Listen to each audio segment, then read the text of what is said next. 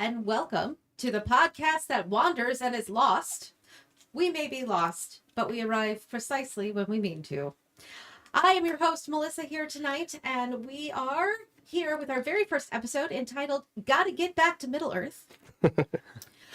We are recording on September 8th, 2022, and we are going to start this episode with talking about the Rings of Power, Season 1, Episode 1, A Shadow of the Past. I am here with our lovely panel, co-host Riley. Hey, everybody. Glad to be here. Welcome. Thank you. Bailey is joining us. Hey, howdy, everybody. And then there's Luke. And I'm here as well. Thanks for having me. This show and all of our shows here at Drawbridge Media are produced with the love and support of our wonderful Imaginary Legion patrons. Learn more about our reward tiers at patreon.com/stayimaginary. We're going to kick it off with A Shadow of the Past. This episode was an hour and 5 minutes long. It aired September 1st, 2021, directed by J.A. Bayona, and I'm going to stop you there. You know I have trouble pronouncing words, so if I say something, just fix it. It's not like Tolkien really cares about pronunciation or anything. You know, in my you're safe. All sound right. The writers of this were John D. Payne and Patrick McKay. Luke, do you want to hit us up with an episode description? Yeah, I can do that. So the first episode that we're talking about tonight is the series premiere. Shocking. Nailed it. Galadriel is What? right? Galadriel is disturbed by signs of an ancient evil's return. Arondir makes an unsettling discovery. Elrond is presented with an intriguing new venture. Nori breaks the Harfoot community's most deeply held rule. Okay. All right. Yeah. Yeah. And we'll talk about that later. So as we are moseying back into the world of Middle-earth, and I had to do a Harry Potter reference because, hi, that's who we are. The breakdown of this is basically going to be, we're going to go, instead of going scene by scene through the whole show, we're going to do story chunks, if you will. So we're going to start with the Galadriel / Elrond theme of episode 1. And the first section is, young Galadriel sails a paper swan ship into the light of the trees of Valinor. It is sunk by jerk elf children. She is comforted by her big brother Finrod, and then we get highlights of wars with Morgoth and the exodus to Middle-earth, where the elves have now learned of death on the way to defeating Morgoth. So, Middle-earth backstory. Yeah. Blitzing through the first stage. Mm-hmm. Thoughts? My first thought is that it's just a point out of what the opening line of the show actually is. And it is, nothing is evil in the beginning. And that's what they start out with. So that's something that I'm going to try to hold on to throughout the watch of the series, just to see what kind of, assumptions we make about characters and situations early on, and see if that changes, and see if evil starts to show its true head in some people that we wouldn't expect it in. So I don't have any thoughts on this other than I brought many books with me as reference points because I might be I'm not a Tolkien expert by any, because those people are intense. God bless them, but I do like it. So I have my Elven family tree Close here, at hand. because I feel like there are so many people we blitzed through, and it really was the first age. Thousands of years worth of things that we didn't learn about. My book has a complete fold-out map in the back of it as well, which we may pull up for reference. Yeah. Which, I mean, honestly, at this point, because we are in the second age, half of that land is gone and has been changed because Right. Morgoth did bad things, and then elves made So bad. oaths, and Such a bad guy. bad things happened because elves made oaths hastily, right? Those hasty Don't be elves. so hasty, Right? Melissa. Come on. But basically, the important thing to remember is when we talk about Fëanor, the guy who made the Silmarils off of the light of the trees of Valinor, he is an uncle to Galadriel. Cool. Is how she connects there. And then Gil-galad is another nephew once removed from Fëanor, but from a different brother. Yes? It's really confusing how this family works because they live forever. Yeah, Sort I think we shouldn't stress too much No. on some of that. But it's there if we but get lost on if, names. If we have it, yeah, absolutely. And in our workbooks, I don't know if you guys saw, even just in the episode, I gave little like 3-word descriptors on the episode, on the characters that were in the episode. So if you're like, I can't remember what this guy's name is, there's a guy there just called Naysayer, and there's his name right there. So we'll come up with that. But if you need it, on the right side of the workbook. All right. Any other thoughts on sort of the opening intro as we return to Middle Earth? Thought the visuals were pretty intense. I mean, I wouldn't say it's the same feel as Peter Jackson's movies, right? Like that intro scene of the first movie where we see Isildur and Elendil fighting Sauron. It's a very different, large-scale war scene, just visually. Yeah. This looks really cool. It's just clearly setting the tone that this is not the exact same thing as Jackson's Lord of Yeah. the Rings. So I think it delineates itself pretty much immediately on everything, just visually. Yeah, it's like gorgeous. Just the cinematography that they've accomplished, and really brings you back to that original, like we're in Middle Earth again kind of feeling. While also skipping through thousands and thousands of years of history. Like, how do you do that? It's just glossing over. Stuff happened. These The were end mundane is- details. And here we are. And I think that's fine. I think that leaves it open that if anybody wanted to do the first age, it didn't show much of it that you couldn't go back and do an interpretation of it in a way that won't invalidate what we're seeing here. It made me really interested in the character of Morgoth, not knowing anything about him, just because one of my, and we can get into it later, but one of my kind of bummers so far at the start of this has been that, it's Sauron again. And I get it. He's an ancient, powerful entity in the world, but I was excited to maybe learn about a new foe, that would be being dealt with in Middle Earth. But it's interesting to hear that there was somebody before him, for sure. Yeah, and I think that's especially that feeling you have there as someone who has watched The Hobbit and watched Lord of the Rings and read both of those books as well. It's interesting that the two stories that you're familiar with, the movie versions, the theatrical versions, really leaned into, well, there's Smaug and there's the mountain, but the Hobbit movies really come down to the necromancer. It's Sauron coming back. So it's like we already have that rekindling story, and then we see Lord of the Rings is all about him trying to return as well. But I agree with you. It's kind of 3 for 3 now on we're hanging our hat on Sauron a lot and not further back with Morgoth. I think that's a fair point. There's a line in the Silmarillion. I'm trying to see if I could actually find it really quickly. Yeah, it's a I wrote it. pretty quick read, so I'm sure you can just skim and find it. It's fine. And the line is basically that the only reason Morgoth was considered more evil than Sauron, the only reason that gave him that edge, is that for centuries, Sauron answered to Morgoth, and Morgoth never answered to anyone. That is the only difference, is that Sauron at some point showed fealty to a leader, and Morgoth never did. That is the only major difference of evilness. So, all right, moving on. Sauron and his orcs, now that we're into the Second Age, Sauron and his orcs rise to power. Finrod is marked and killed in his pursuit. Bye-bye, Big Brother. Galadriel takes on the hunt for the great evil of Sauron. She and her platoon fight a snow troll. Glad to see the trolls back. Then find themselves at odds on moving forward with their quest. Troll in the dungeon. Thought you ought to know. Cave troll, snow troll, They've brought a mountain snow troll. Right. We have an orc, we have a snow troll.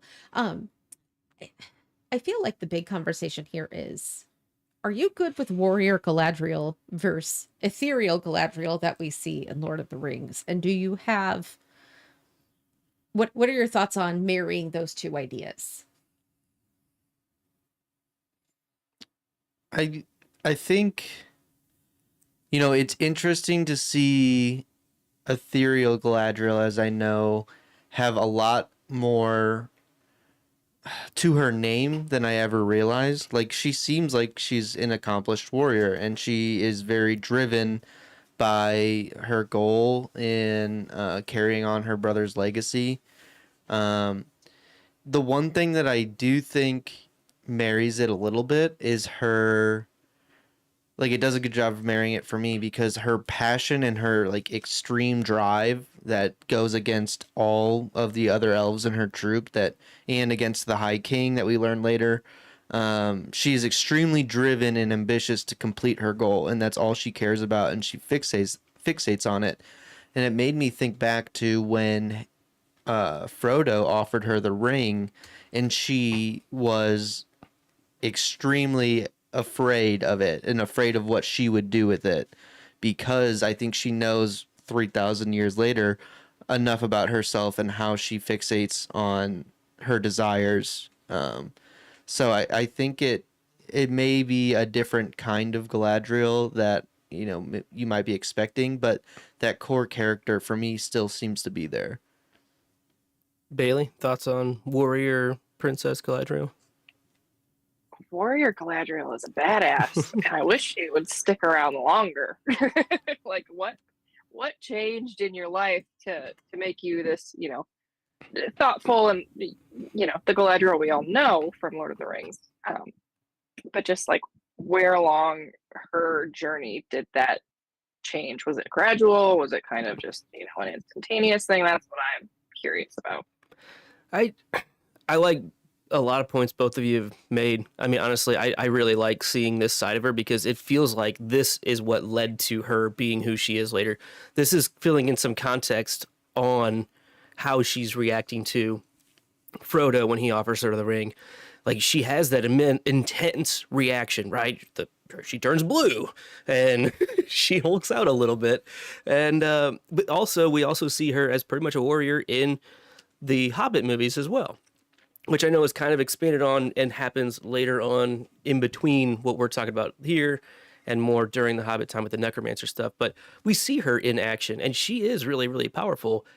I think the opening scene when they talk about, we didn't have a word for death, and then they show her stacking all the one helmet on the huge stack, and now we have many words for death. I think what we're seeing here turns into a gradual, she just gets broken over time. And I think it wears on her, and she needs to be protecting herself along with everyone else that she's kind of responsible for in the future. So I really like seeing this side of her as to knowing where she ends up, because I'm curious. Like, it makes me interested in watching how her character develops throughout this series.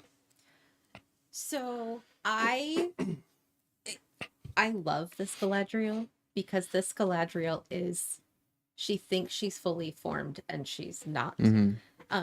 She's just a couple 1,000-year-old baby right now. Right? Like, she's really like in early 20s, right? I think I'm grown, but really I have like a lot more to go.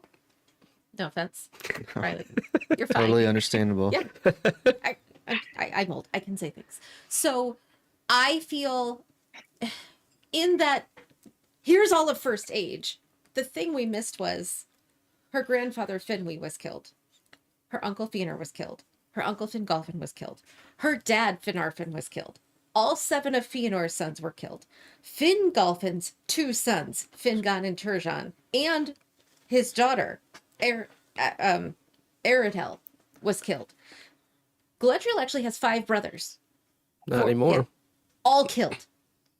Those were all the people who, when the trees were destroyed and Morgoth stole the 3 Silmarils created by Fëanor, that was the group who all traveled from Valinor to Middle-earth. I was going to say, that along with a giant exodus along the way. Perfect. She's the only one left. She is the last member of that head group, right? There might have been like our people that we leave that with us, but of the family, she's the last one left that experienced that. So she's the last one left to carry the lingering of the oath and we have to fix this, even though Morgoth is gone, even the remnants of Morgoth, right? I have to carry on my family legacy. And honestly, I was talking to Abby earlier today, and she said, my word for her was manic. She just seems manic. And with that background knowledge of knowing that she's carrying probably what she feels like is the load of her family because she is it. Mm-hmm.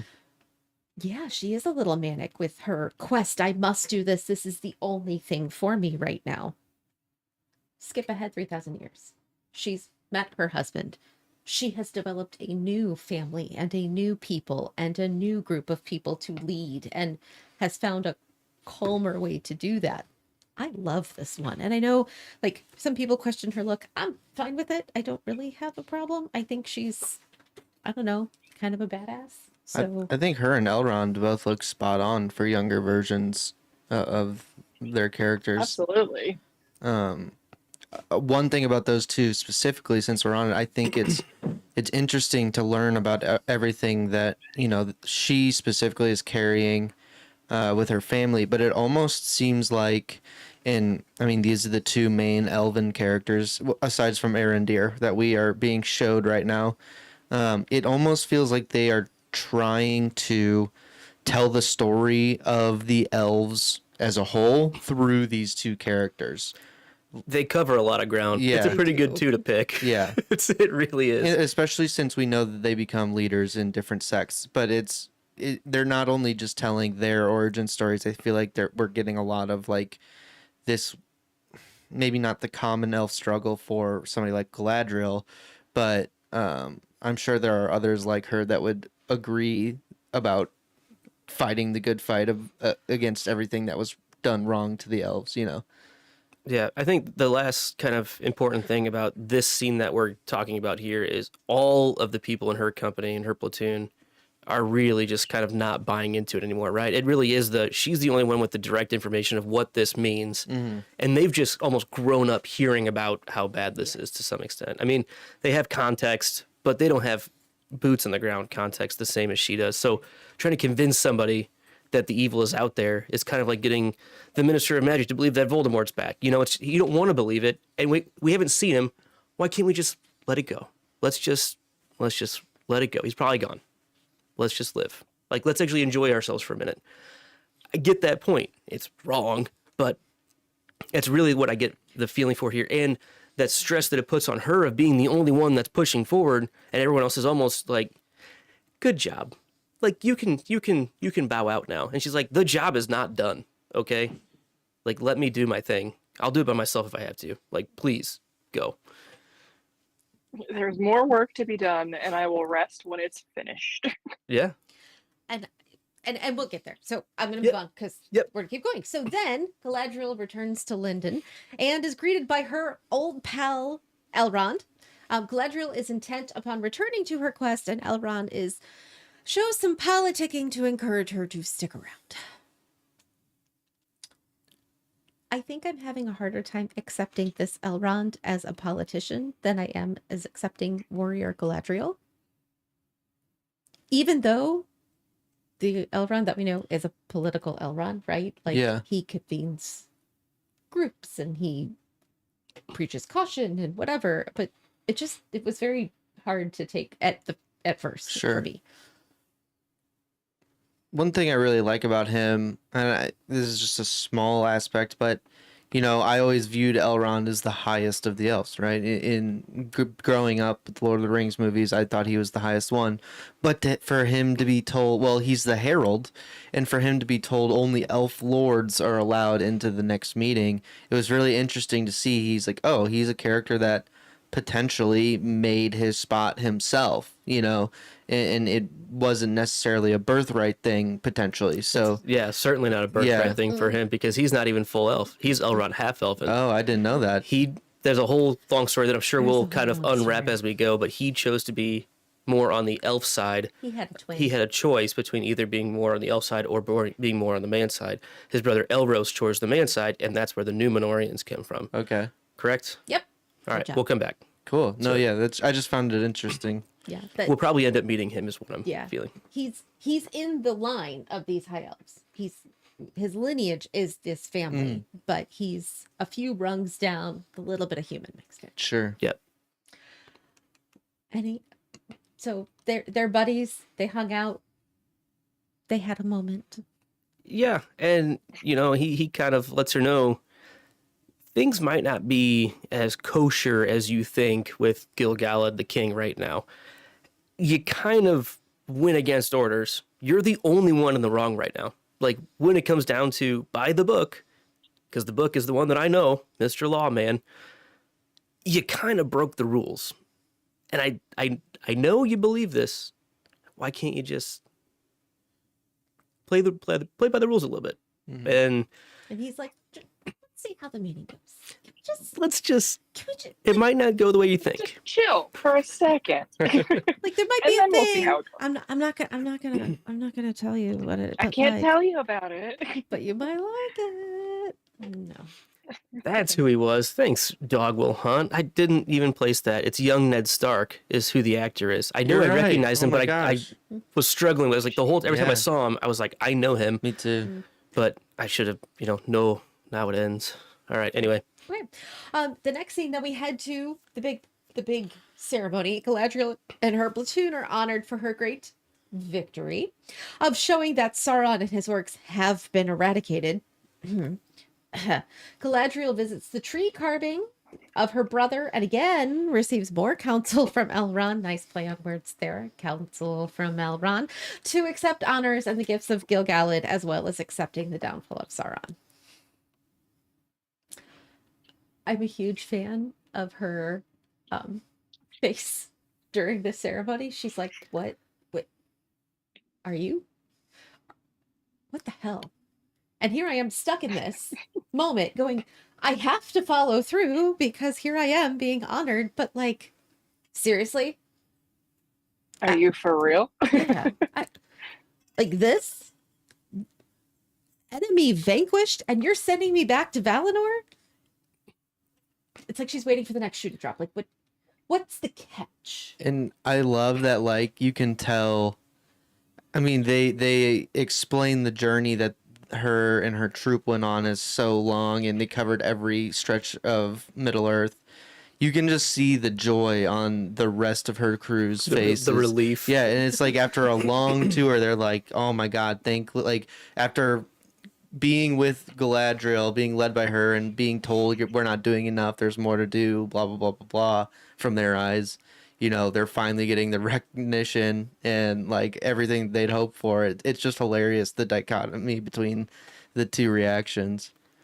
And I can't disagree with their feelings. Right. She was pretty harsh on them, to be honest. Like, the one guy fell and she was like, we're gonna keep going. And he's like, dude, like, can you help a brother out? Give Like, me a second to right. And she's like, recover. onward. We're like, okay. And think about it, that's been doing that for centuries. Just like that. And it can be a lot, right? I could use a vacation. I'm just saying. Yeah. So they're like, yeah, job well done. I don't gotta listen to this bitch anymore. Let's bring her home. Basically, we just got our pension paid. Yeah. They are set. Right? Not even just for life, forever. Can I have like my own little house tree and be good? Like, I'm not doing this again. Right? I'm very uninterested in that opinion right now. Okay, then she goes and talks to Elrond in some trees by some statues of the brother who's supposed to really represent everybody who ever existed in her family.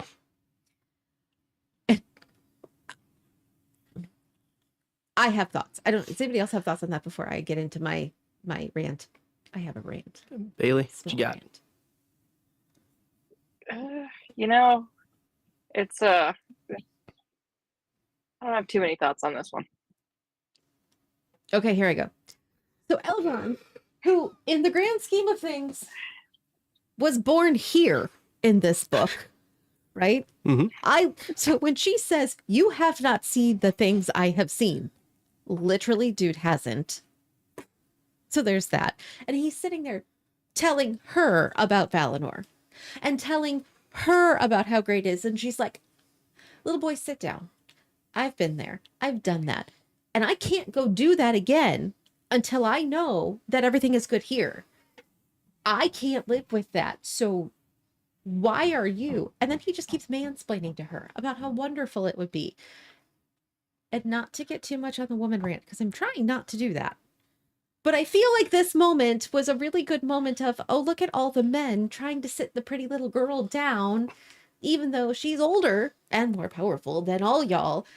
But because she's a woman who is, rightfully so, manic and seems a little nuts and probably needs a vacation.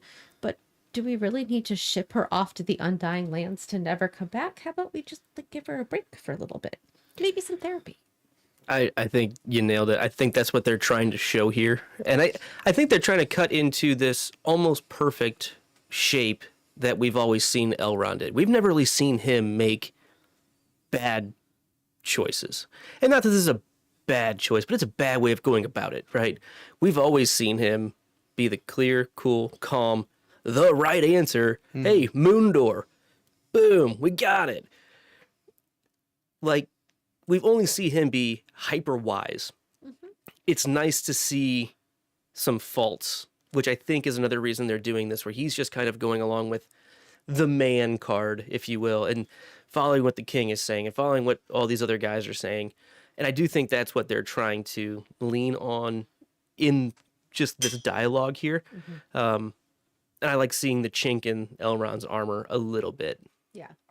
We get a little bit more later the next episode as well. Other thoughts? Am I wrong? Am I going too far down the woman path? No, I don't think so. I'll let Okay. Bailey judge. No, I mean it shows how far he's come in his very long life. That you have to make mistakes and learn and grow in order to become who you end up being. I think also it gives this interesting light on Elrond at the end, who is giving advice to his daughter Arwen of, I know what your life and the hardships will be. It's that idea of, as a parent, trying to protect your kids from maybe not mistakes, but the life you've lived and the advice, what wisdom you have. We see him living through life a little bit more here to have depth to his advice that he gives to her and to Aragorn and to whoever later on, that no one will listen to because kids don't listen to their parents, but it helps to validate some of that. All right. Then we move on to the honored elves. Head out to sea. Elrond and Gil-galad discuss Galadriel's desire to continue hunting for Middle-earth's greatest foe. Elrond learns that he will be working with Celebrimbor. Celebrimbor. Nailed it.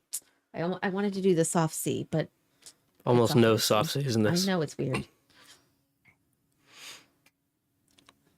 Galadriel on a boat is stupid. Mm-hmm. It's The way they were all traveling on the boat was just did not look comfortable. no. Nothing elves do looks comfortable. That's not their thing.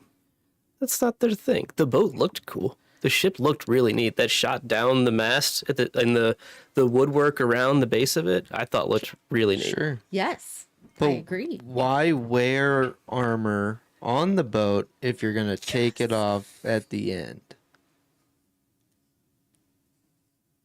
Easier to sink.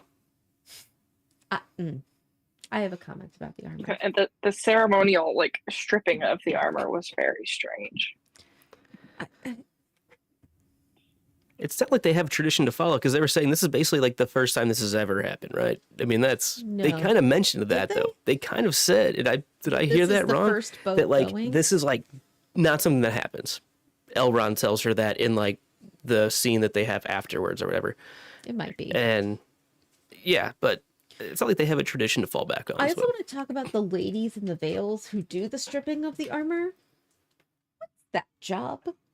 And They also get obviously to go? Get to go, but at what point do you say in your line of work as an elf, I'm going to be the armor stripper on the first ship ever? How long does that take? I don't know, And but then they're sign just me up. done? Then they have to train new people? And who grows up being like, I want to be an armor stripper? Right. And do they have families? Do they have because they don't have anybody with them. And then it's just the warrior elves. What if they have families? How? It just doesn't make a lot of sense. I also want to talk about the High King and Elrond having the discussion about Galadriel and the prophecy that she may or may not inadvertently, if she stays, potentially maybe bring back the evil that she sought to defeat. Ish. It's like, hey, you know that mythical hornet's nest? If we don't find it, then we won't accidentally kick it? Is kind of like, it sounds like what they're saying, right? Stay hidden. Let's let it stay hidden, even if it's not there anymore. But let's just imagine that it's still hidden. We're not going to accidentally kick it if we don't go after it. If I don't see that Voldemort is back, he's not back. It felt like that, right? Yeah. That is that you made that analogy. It's such a great analogy. If I don't see it, if nobody notices, we're good. But we got to get rid of the person who keeps bringing it up. And then this whole prophecy thing of she might have inadvertently kept alive the very evil. So she gets sent to, I mean, basically an eternal timeout because she might bring evil back, potentially. That's not fair. I'm not a huge fan of the High King at the moment. Me either. He's on I have a list. Ooh, oh no, not a list. I have a list of, and I'll get to it at some point, but of people I like, people who are okay, and people who I do not trust. The Elf King is on the I do not trust list. Good job. All right. Do you know Celebrimbor is the grandson of Fëanor? Like the old looking elf. First of all, why is there an old looking elf? Right? Well, the whole aging thing in general. Like Galadriel is so much older than he is, but he's old looking, and he is Fëanor's grandson. I don't know. I have a problem with. He doesn't practice a skincare regimen, so Okay. It could be being close to the forge is just not good Oh, for God. his Too skin. much sun. Too much fire. Mhm. Okay. Then the final scene of Galadriel, really, till we get to the end. Sailing into the Sundering Seas, Galadriel makes what could be a fate-defining choice, shocking, and swims away from the chance to return to Valinor. So good thing those strange veiled ladies removed all that armor, or her story would be much shorter. But she's got her sword, her knife. She does. At the moment. Her brother's knife. Yeah. So she says, that's not for me. That's I'm gonna out. be a lot of swimming. Yeah. That's what I thought. It was like, that is a lot of swimming. Do you think she waited for the armor to be taken off, or she was just indecisive? Oh, I didn't think about that. I went with indecisive, but I like that better. She probably wouldn't, even if it was 100 miles closer, she probably wouldn't have made it in the armor. Yeah, no. You definitely had to get the armor removed. And she waited just long enough so that there's no way they could have turned around to get her back. Yep. I kind of like that theory better. I think it's just indecision. I think it's just, I know it probably. I know. Yeah. But But that's what she you're right, we chooses. should write the stories. Yeah. They would not have many yeah, details. later. I mean, never. It'd be stick figures if I was describing that. All right. We're going to move on to good old Nori Brandyfoot. Oh, she's my favorite. All right. Does somebody else want to jump in and do the descriptions on this one? So I feel like I don't have I'm that talking a open. whole lot. I'm Sure. sorry. Yeah, I got it. So, Nori Brandyfoot. A few southern hunters meander through Harfoot lands. Nori and the Harfoots, discover berries and narrowly avoid a wolf encounter. Ooh. So we meet some not quite hobbits, but different types of halflings. And I don't know, there's a lot of similarities, but they certainly live a different lifestyle than the hobbits the lakes and the hobbits that we're used to. And, you know, it's interesting seeing a slightly new race of characters, and it's really neat to see how protective they are of them, you know, their own locations, and just, you know, it's they're in the wilds. They're with people who probably hunt them, and it's interesting to see a different take on kind of the lively hobbits who are just safe by nature because people forgot about them and they can just make a way in the world. These people feel like they're in the way and get taken out because of it. Yeah, I could be wrong on this, and I most likely am, but I was getting a big assumption that the Harfoots are ancestors of the hobbits. And I think I see that not just in their physicality, but in the way they live their lives. Like, it's very much like the way they say they live between the problems of the world, and you know, they live their own lives removed from the rest of the problems. I just think they do it in a more hunter-gatherer survival way rather than a settled. And so it just seems like the hobbits are a very naturally evolved version of what the Harfoots are to me. Comfortable, Yeah. civilized. Yeah. Yep. I think that's how they were developed for the show. Yeah. Because we don't hear anything about hobbits at all in the Silmarillion. They come in very, very late into the lore until the Hobbit, right? In the Silmarillion, it's like literally the last like page, like the last couple pages where they finally talk about there's a halfling that only Olerin knew about, who is Gandalf. Yeah. But yeah, it's like so brief, and they like just were like, not a big deal, but they kind of saved the world. You know, it's there, but no one Those really guys. thought about them. And they sent halflings to the battle, but no report ever came back from them, and nobody ever mentioned them in any annal ever. So I do think they're ancestors. I also I question the naming of these a little bit. It's a little too on the nose to make Very, very similar to hobbits. yes, Like Eleanor Brandyfoot. We've got Brandyfoot, Poppy, Proudfellow, Largo, Brandyfoot. and yes, they're just Sadok Burrows. Sadok, yeah. that's a name. So I think it's very intentional that they are supposed to be. And on that note, I feel like Nori has a bit of Took in her. Absolutely. Well, she's the Adventurous. Brandyfoot. If that her name Brandy is Buck, yeah. her name is Eleanor Brandyfoot. So I feel like that has to be some lineage that leads down to a Took. Like, I don't know. I just feel like it does. Yeah, right. But she's also got a little bit of Bilbo in her too, where she does seek that adventure. Where like the other But Bilbo has that too. Yeah, exactly, that's it's what I'm from saying. his Took side. Yeah. Yeah. Oh yeah. I'm Okay, saying that okay, okay. that's what leads to him Yeah, having yeah. it, is that wild hair, if you will. I like having a girl hobbit. Yeah. And I promise that's my last like female centric comment. But I like having a girl hobbit. I like that there are, you know, female leads and that some of them can do cool things. There's overall a lot of great female characters throughout both of these first two episodes that we'll talk about more as we go.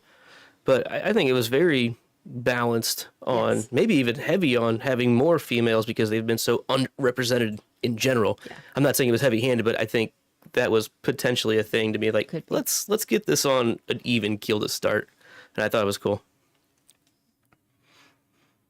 So they get away from the wolf. It was really cool to see the little Harfoots as well.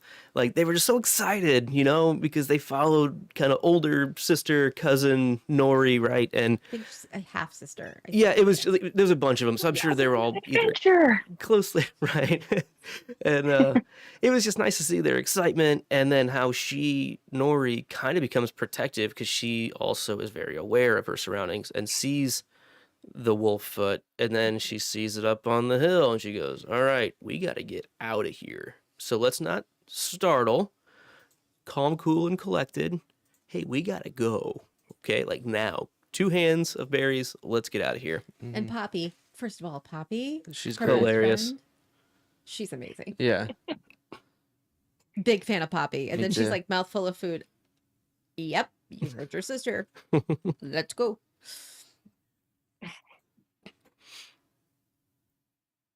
All right, next scene. Nori gets a Harfoot lesson on staying unseen to be protected. Nori worries that the Southlands may be out of sorts. So this is she gets back, and her mom and dad kind of both know that they were out at the farm, that they really shouldn't have been, kind of out of bounds, if you will, almost like Farmer Maggot's farm. Like it's like you're getting reprimanded from being where you shouldn't be after the street Yep. lights are on. And I don't know. I thought it was just good to see her in just a family situation, right? It just feels very familial, this whole thing. Mm-hmm. Bailey, any thoughts on the all of this going on here? I thought it was really interesting how she kind of like asks about what's going on in the world, and if that doesn't concern us, and it's we Harfoots keep to ourselves, and we're just content, living life to live life, and we don't care about what the elves do and the humans do, and we're just doing Harfoot stuff. What's a 13-year-old boy doing watching the news? Well, you see, it changes every day.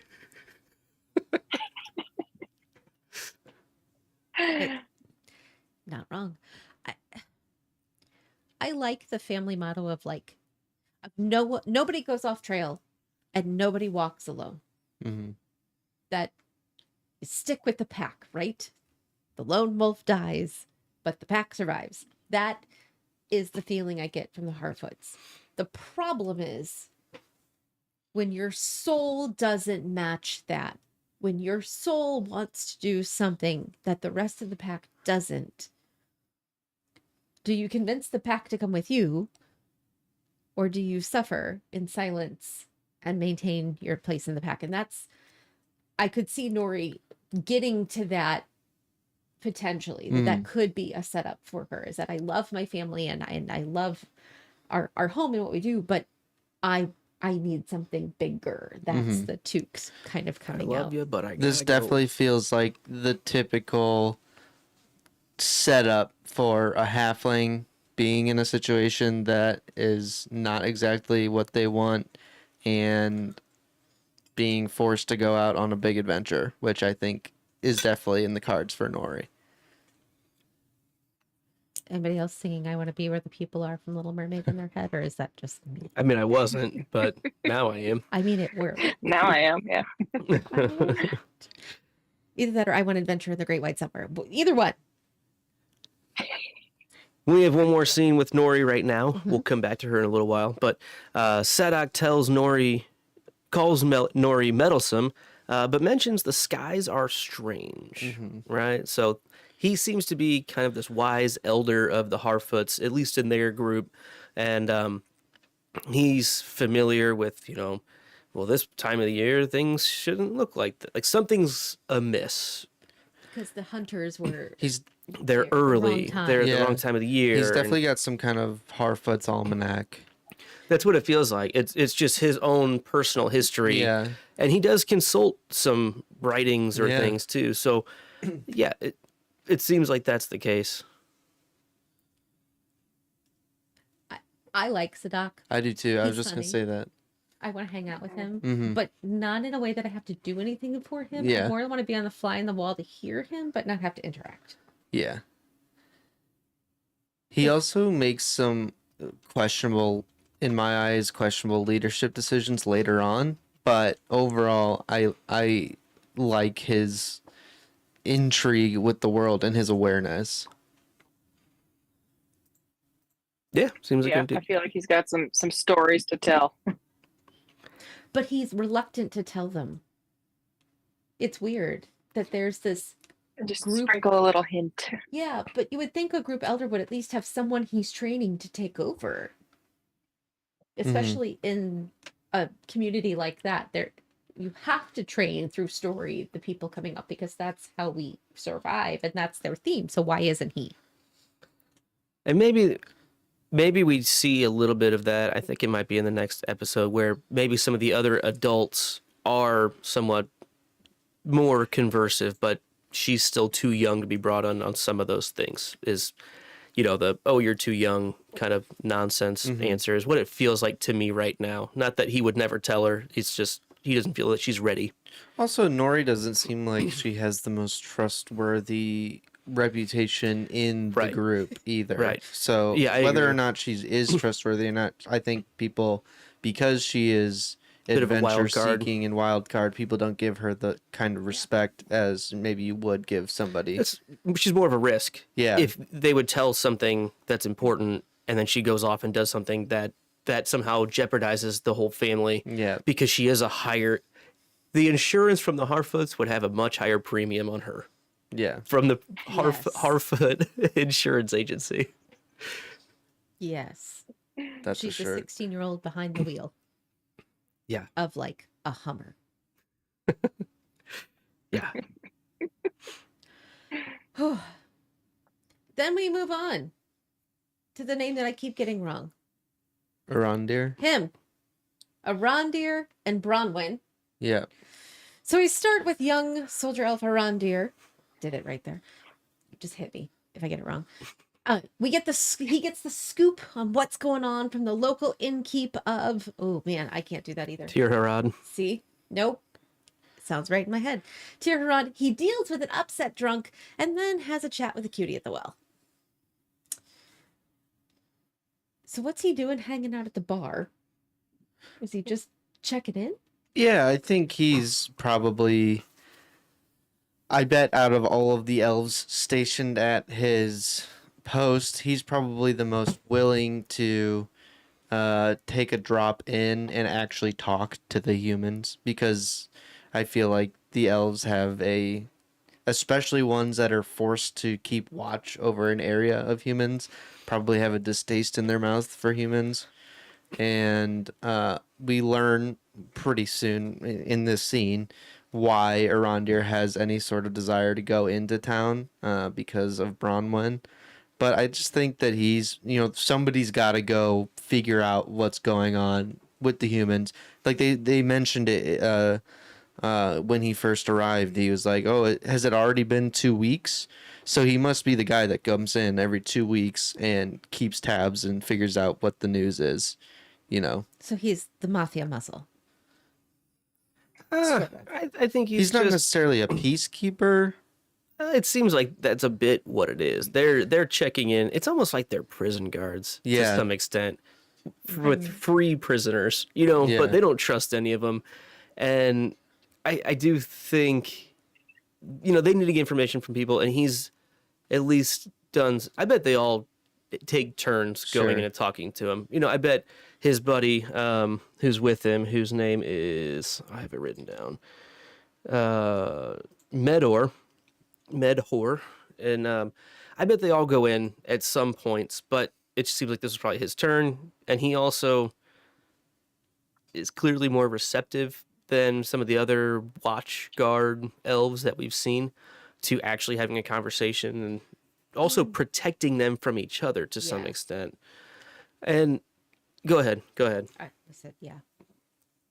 I mean, in general, though, it's interesting to see how everyone treats him when he comes in, right? It's a bit like when the Witcher walks Yeah, into a bar, exactly what I thought. right? It feels very much like that opening scene of The Witcher, and Or the very first scene of The Mandalorian. Yeah. 100%. Yeah, like, oh, something might be going down right now. So Oh. everyone, P's and Q's. Don't be suspicious. Don't be suspicious. Don't talk unless spoken to.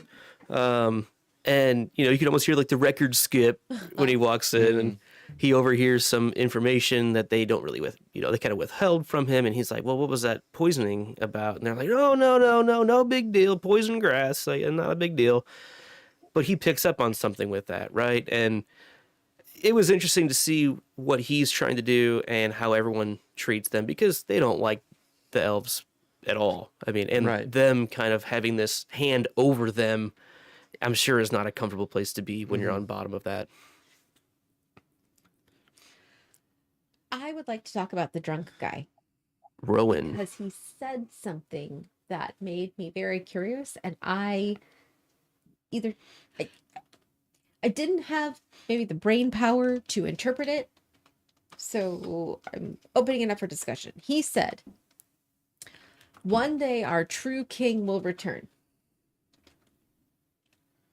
Why?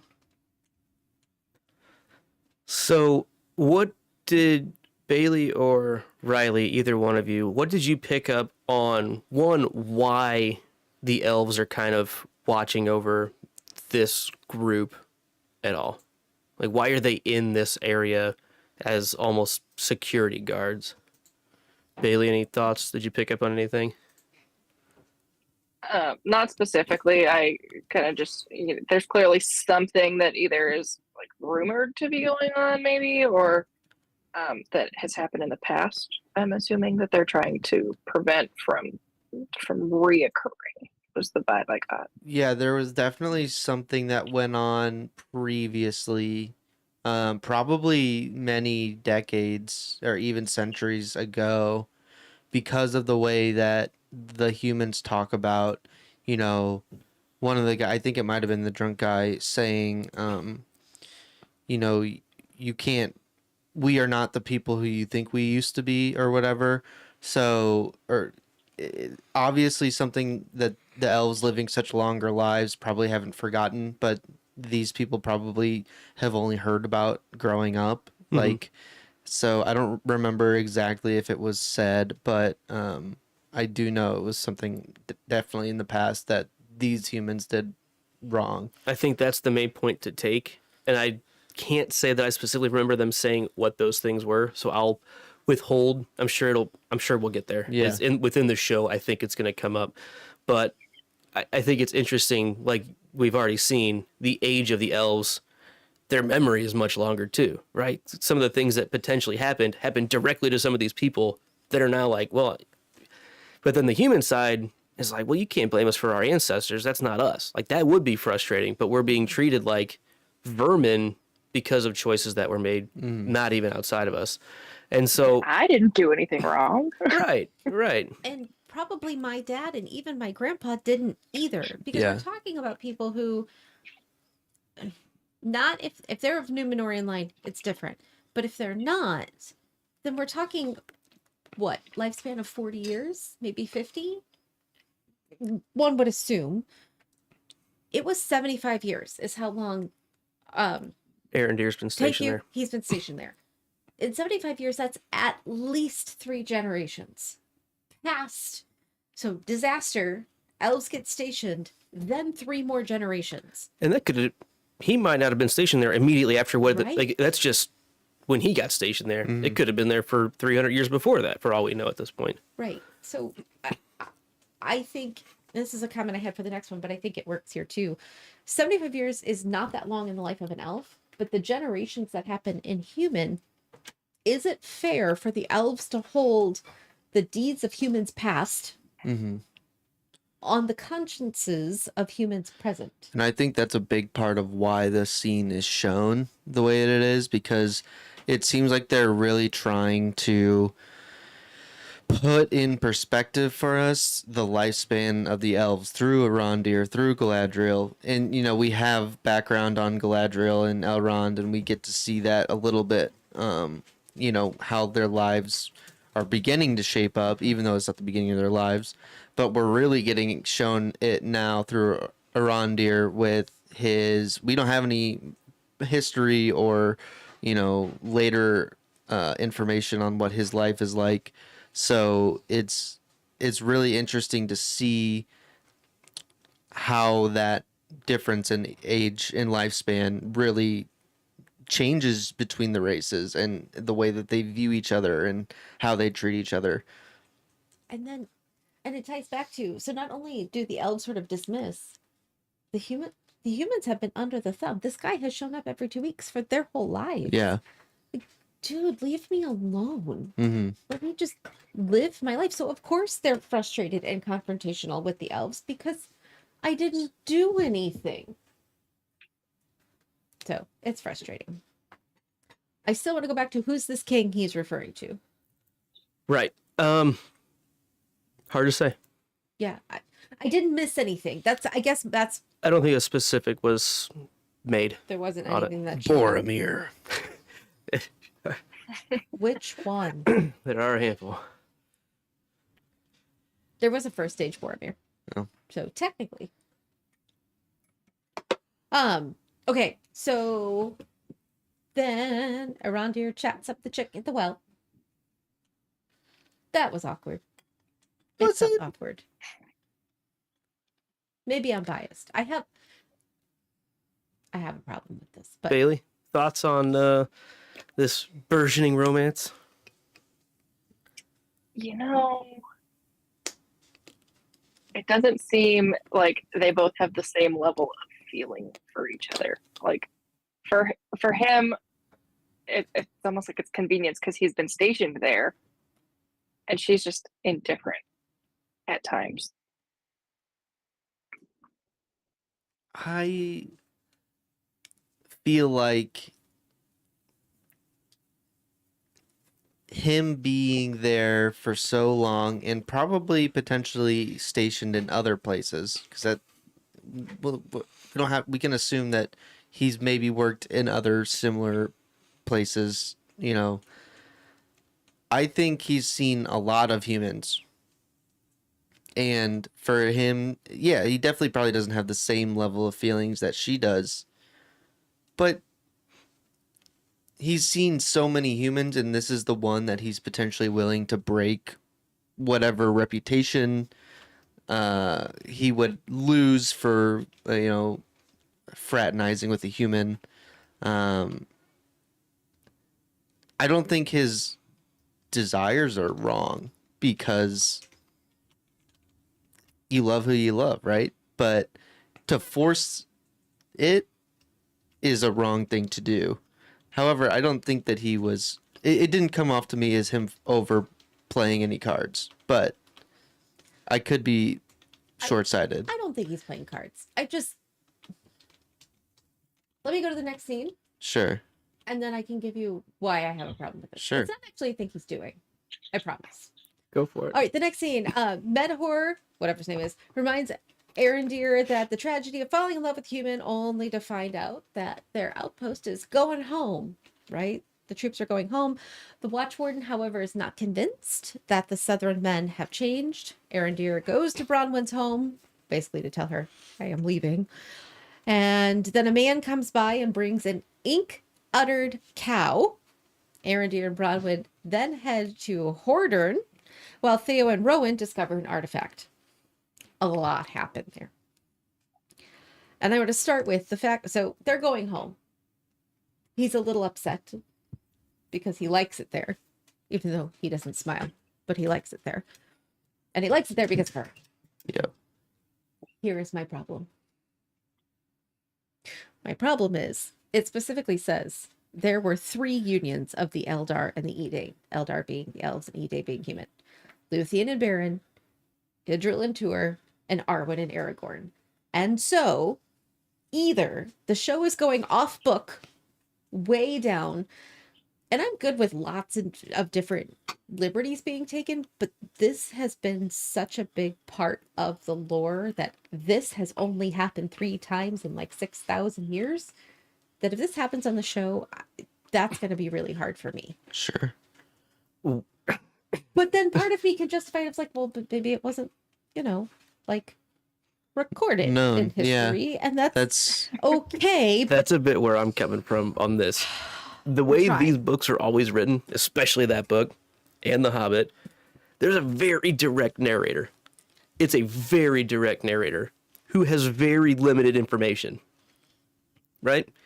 So if he hears, when he's hanging out, the narrator being Bilbo for most of The Hobbit, parts of that, all that, and Frodo, they spent a lot of time at Imladris, Yes. which is Rivendell. And they only get kind of Elrond information, and he might either not know about this or doesn't think it's noteworthy, like, because those were big ones. And who's Arendir? Like, even if that happens, it's not important in the major lineage. And he is just a Sindarian elf who never saw the lights of the trees of Valinor, or comes from the line of elves who saw the lights of the trees of Valinor. He's like Legolas. He's a green elf. He's a common elf, not a high elf. So, okay, maybe you're right. That will help my brain if this continues. Of all the things to be upset, this was the one that was like, But you're complaining that, which there's almost been always so rare love story action, I besides know. like 2 that we really see on screen. We're having a third. a They love can't. story is not necessary. Hey, First of all, to You're make a good preaching story. my language. That always happens, though. TV shows are always going to have it, though, to some extent. It's always going to be there. But here's the thing. Like, you could have, I mean, we know Galadriel hooks up with somebody later, so that could come. It seems like Elrond's interested, though. Yeah. That's like his aunt. Not that it really matters. And Not that it matters when you're... that's a whole thing. Yeah. Didn't stop Okay. the Targaryens. Yeah, I don't know. It doesn't bother me too much just because I know TV shows are going to do romantic things just because that seems an obligation. And that's where I'm at. I'm like, really? Like, fine.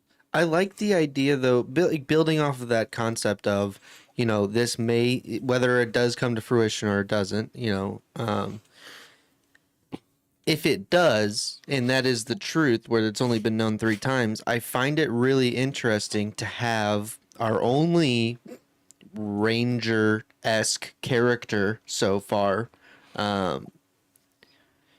be somebody who doesn't have a name in the bigger picture.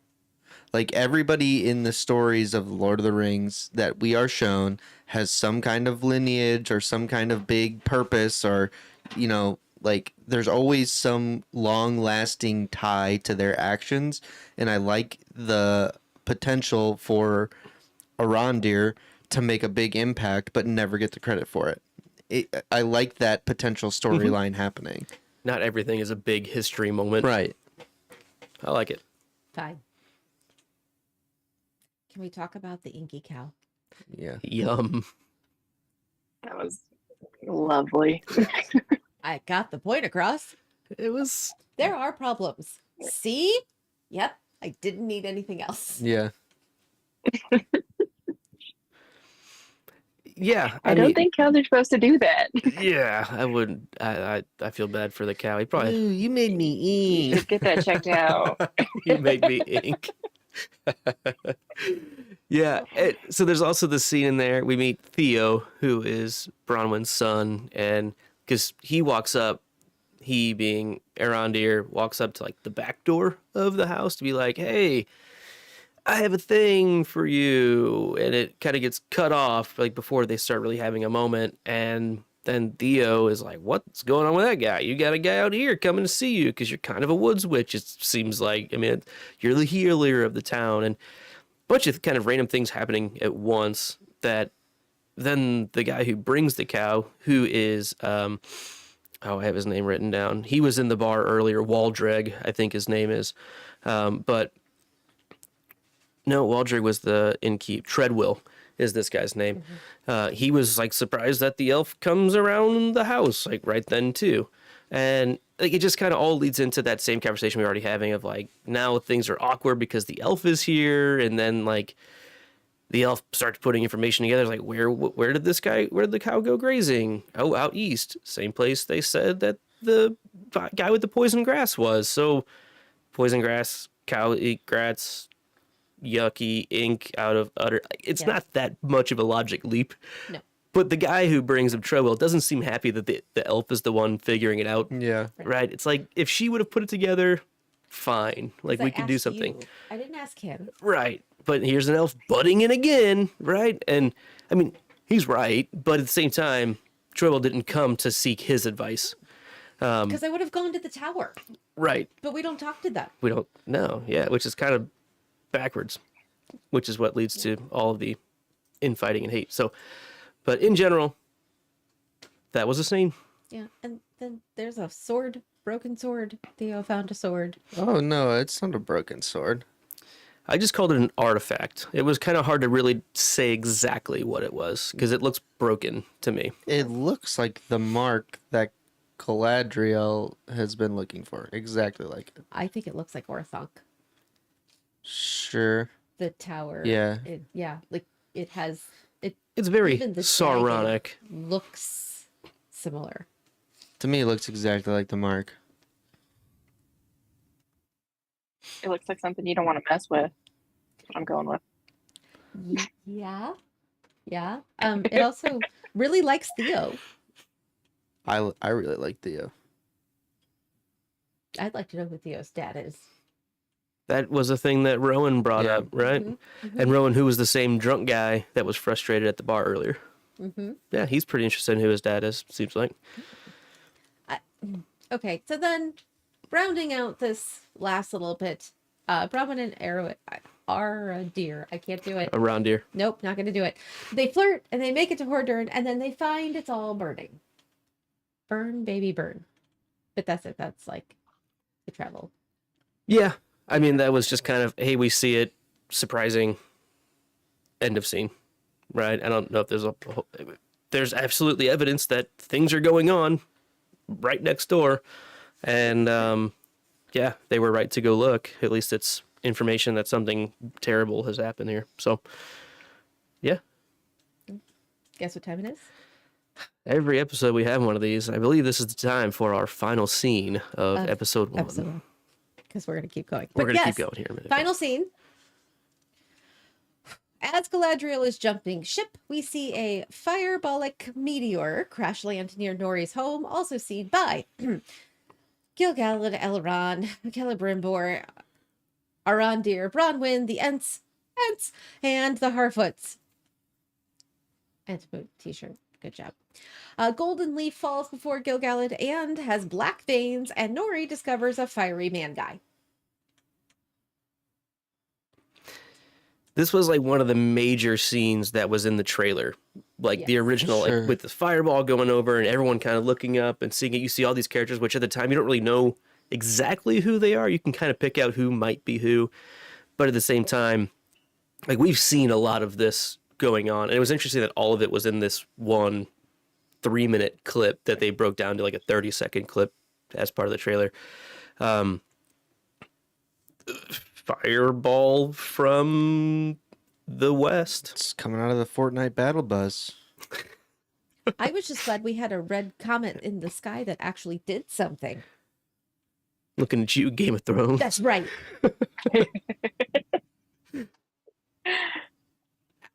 Yeah, I don't think people are supposed to come out of fireballs. Last time I checked. I mean, there was a guy last week in the back, but yeah, we didn't talk about it. Yeah, we don't talk about that or accountants. That's just something we don't do. No. No. Or The head shaking over Screw there. or accountant. realtors. Thanks, Aunt Josephine. For any accountants listening, I like you. For everyone's reference, I'm an accountant. If it wasn't clear. The only thing I did in the scene was just start singing, "Who's that guy?" Da-na-na-na-na. Because, there's a naked dude out of the fireball. Yeah, I think that's Let's go pick him up. there I may want be to a touch it. there may be a section after our second episode here that we can Cool. maybe open some of those doors at, right? Because Good idea. right now it's Good just a idea. big Yes. okay, no information, almost naked dude laying there. In a hole. Good? Yep. Whew, all right, so we are going to end our episode, not our episode, but our conversation about the first episode, by looking back at the episode title and description accuracy. So, is the title accurate, and was the description accurate? And Luke, do we do them both, or we all go through the title and then all go through the description? What do you want to do? Either. I'm putting you in. It's just kind of in general. So, A Shadow of the Past. Thoughts? Does it fit? Does it not fit? It fits the first 10 minutes Yeah. incredibly well. And I think for a season premiere, you Yeah. almost have to do that, right? The prologue thing. It's very Tolkien. It's very everything they've done with the movies. They do that. I mean, they did that with the movies, right?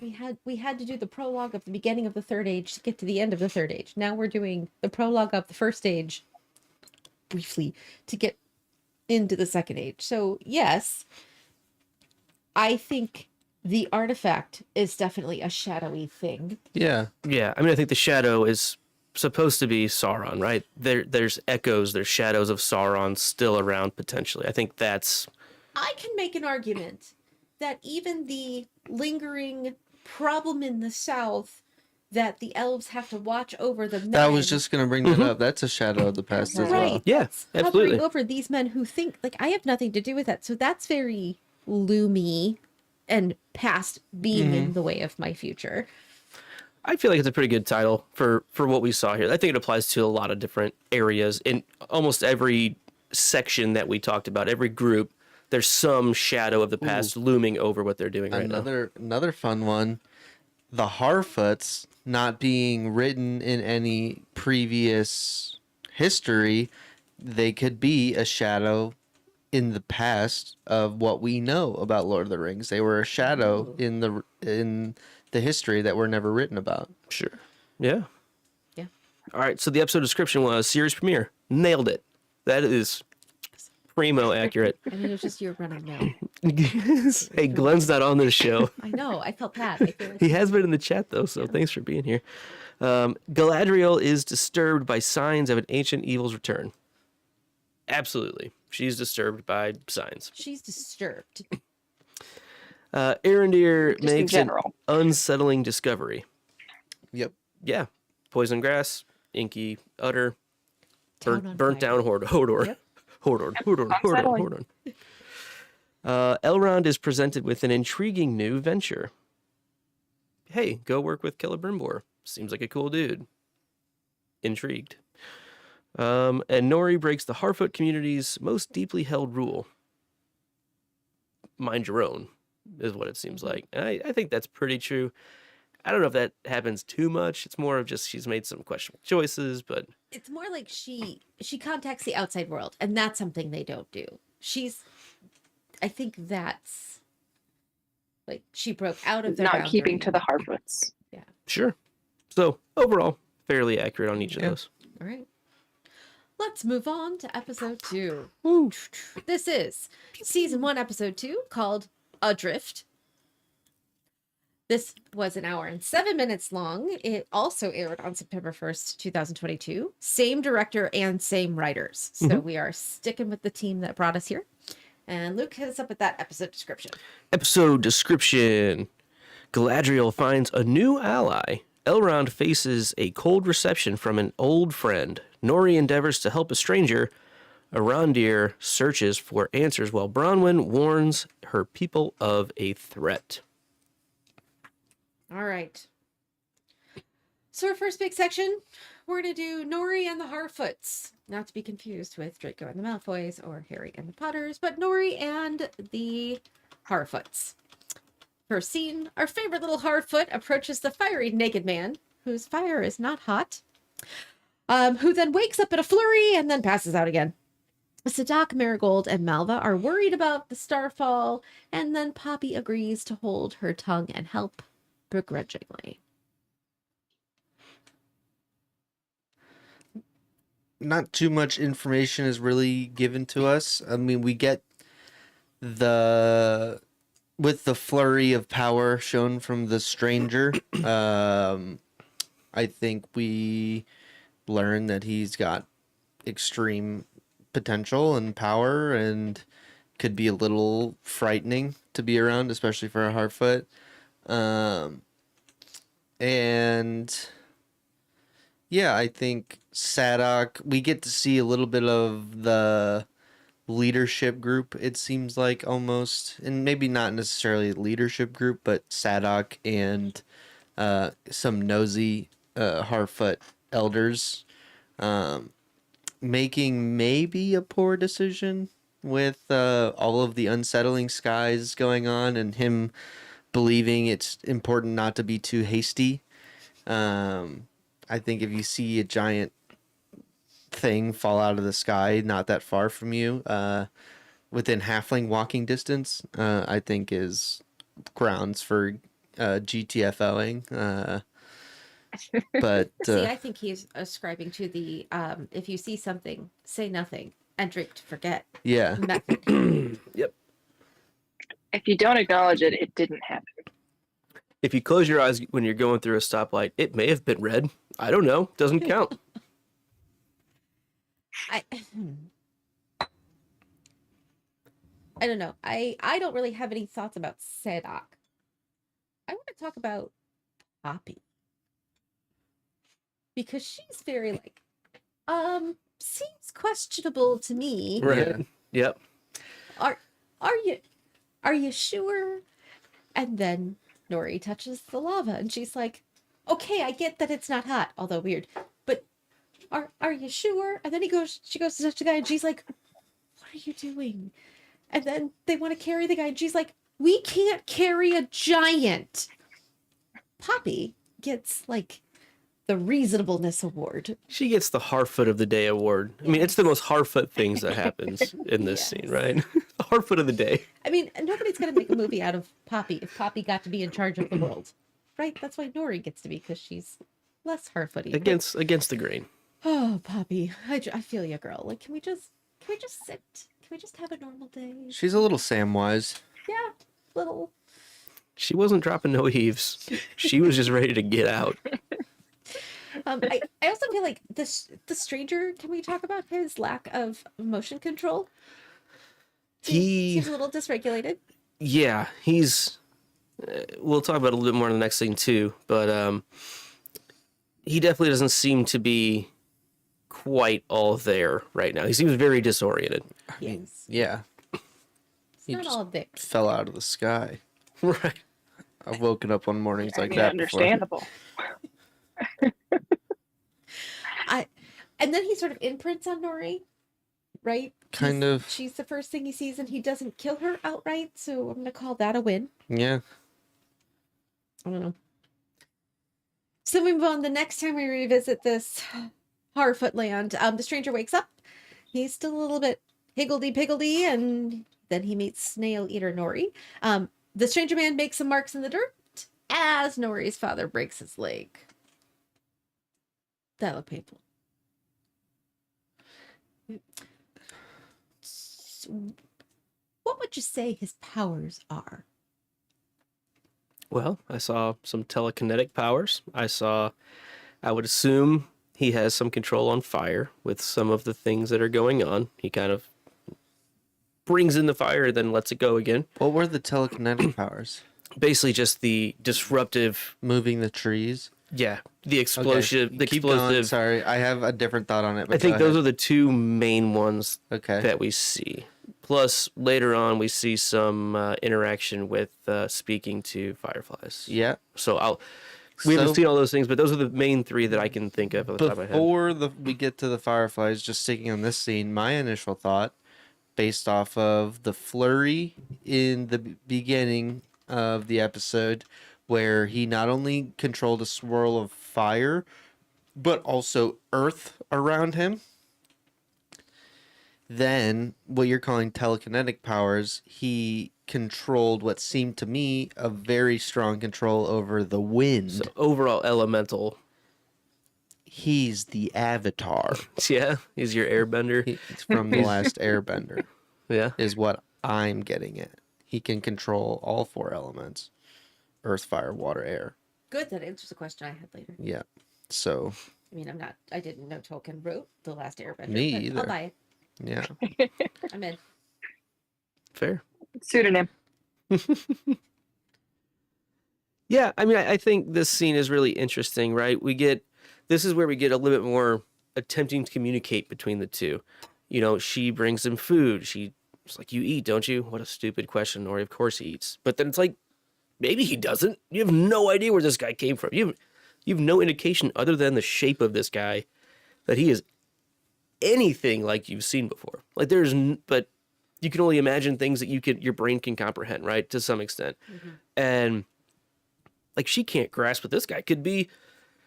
Errol Iluvatar, for all we know, who is like the one, like the creator of creators of creators. There's nothing saying that it's not that right now, but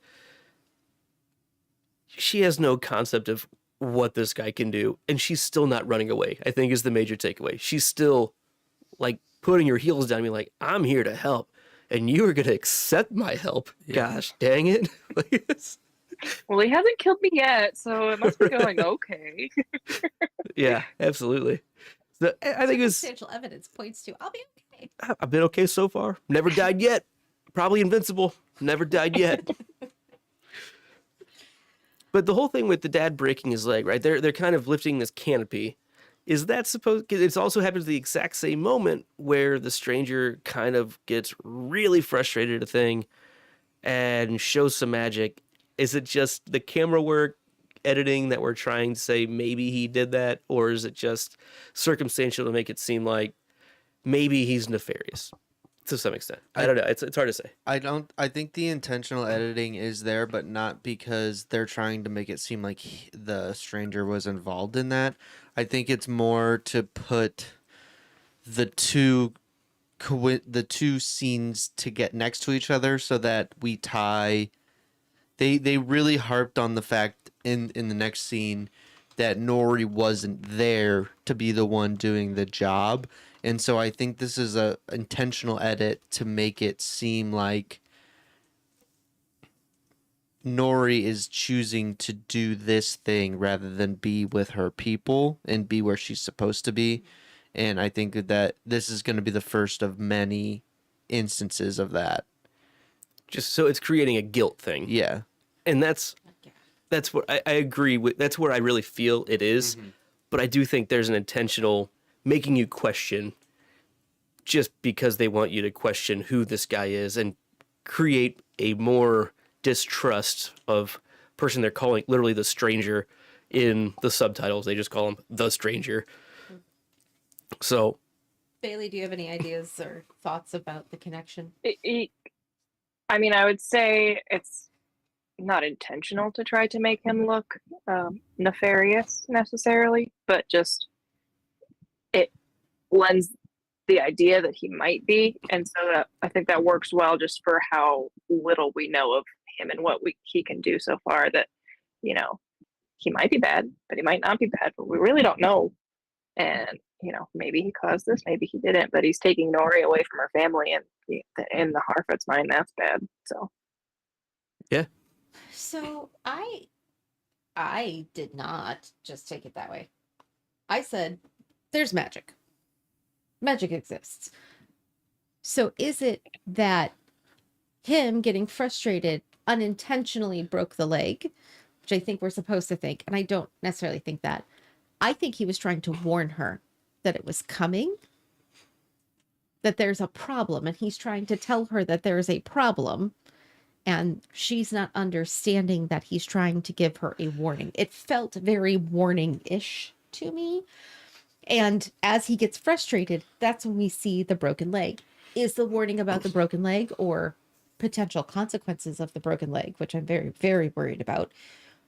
But I think his frustration is she's not understanding that I'm trying to communicate. And I got the impression of a help and communicate, not a harm. Sure. That makes sense. It could be the same idea, but a third option from those ones of there's a bigger thing. It could be something much larger than, I think it could just be her things going on with being not there for her dad. And potentially that wouldn't have happened if there was one more person holding the line. There could have been the, hey, I'm frustrated because you're not understanding that I'm trying to let you know. There could be also, I'm trying to let you know that there's a bigger thing going on that is totally outside of your realm. Although you've seen some things that are off, even in your small purview of the world. I think that's totally like, why is this guy even here? So, yeah. I'm really worried about the injury, though. Moving past the stranger. Poor dad, like, he can't migrate. It sounds like they move all the time, right? To maintain their safety. And it's not like they have a cast and a doctor that can set the leg really well and then pause to let it heal.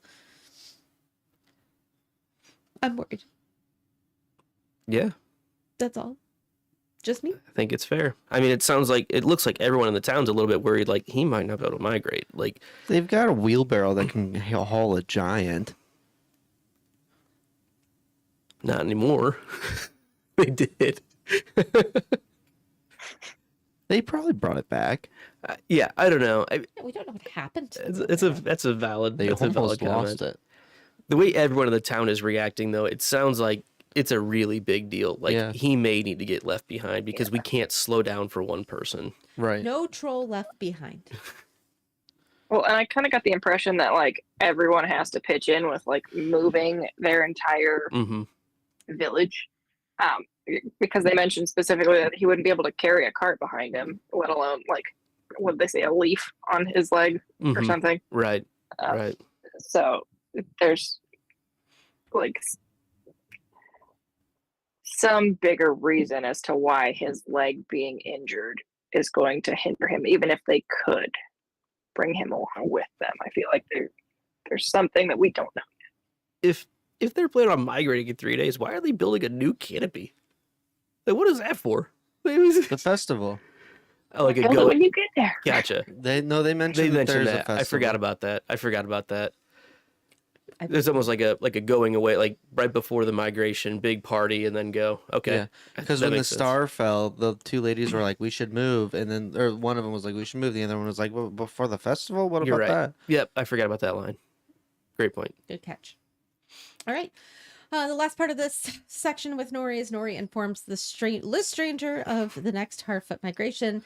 The stranger shows a fascination for fireflies and constellations. So I think the firefly constellations calls back to the scene earlier when Nori went up pre-slug eating. He was drawing constellations when she walked up. Yeah, And so now it's another constellation. He's trying to communicate something about stars. And she's like, I've never seen those. We can find them. Oh, I didn't count how many there were in that Fireflies constellation. There were a handful, and there were a handful that he.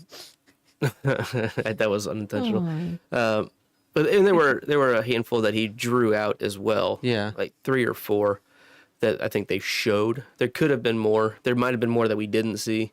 But yeah, I think there's something going on with that. Just a hunch. He also seemed to have control over the Fireflies, and which ended up killing them. Well, he Burned communicated too with soon. them, right? You know, Yeah. he was speaking to them, and they kind of are trying to aid him in getting his message across as well in that scene, like before they go and do that. Yeah, constellations, interesting historical thing. Last thoughts on the Harfoots. I like the Harfoots. They're good. Okay. Next section. Bronwyn, Harendir, said it wrong. I don't care. And Theo. Ready? We're going to talk about some humans with a little bit of elf thrown in. Mm-hmm. Pointy ears and blue dress. Thank you for that. Not making me say the name again. Pointy ears and blue dress discover a tunnel under a burnt home in Hodern. They flirt and they part ways. My only comment is seriously, they're both too old for this angsty longing stuff, right? Just me? Especially Yeah. him. Yeah. Yeah. I mean, she's kind of like, okay. It's like you're cool. I don't know. Either that or she's holding in too much because I've got the son and I've got whatever. And a husband that ran away. Right. I'm not saying she doesn't have feelings. I'm saying she's doing a better job of controlling herself. Sure. Yeah, something that we didn't really talk about in the first episode along with this, I kind of let you rant a little bit, Melissa, on Thanks. just being frustrated about it. I mean, who knows how much romantic experience he has at all in general. He might only be 80 years old. Like, we have no context on how old he is. And it's hard to tell with elves, right? He could be 800, he could be 2,000 years old. Unlikely, but it's totally possible. So it's really difficult to know, one, what his life experience is. Has he just been a watchman? Has he just been this kind of foot soldier guard type person? And two, you know, he was very reserved on everything he did in town. He was very aware of what it would look like if someone saw him making eyes at Bronwyn. He was very aware of people treat him differently because they have to. And so I think he's also been very reserved and protective and restrained is the word I think I'm really looking for on how much he shows her. Because he, I think, is kind of all in to some extent for as much as he can be, but he also knows he can't. And there's a bunch of things holding him back to where maybe it looks clunky and awkward, but that's kind of the nature of where they're at in their relationship and just everything around them. It gets hairy, right? And I think that's what we're supposed to take from it a little bit of he's trying, maybe a little ignorant in the ways of the heart, He's very not ignorant of what it looks like for him to be interested. But he's trying to make a move without being like, hey, I want to be with you forever. You won't be there, though. I will. So it's, I don't know, It's a it's little complicated. if he comes off that way. Right. I have a little forgiveness for him, just being a little clunky and awkward, I guess. And she's kind of the same way of like, I think she understands this isn't really a good idea. And I've got my own baggage that you might not know much about or even have any idea of what that means. I like the awkwardness between them because the situation's awkward. So I think they're doing a decent job of showing that to some extent. I mean, at this point, at least.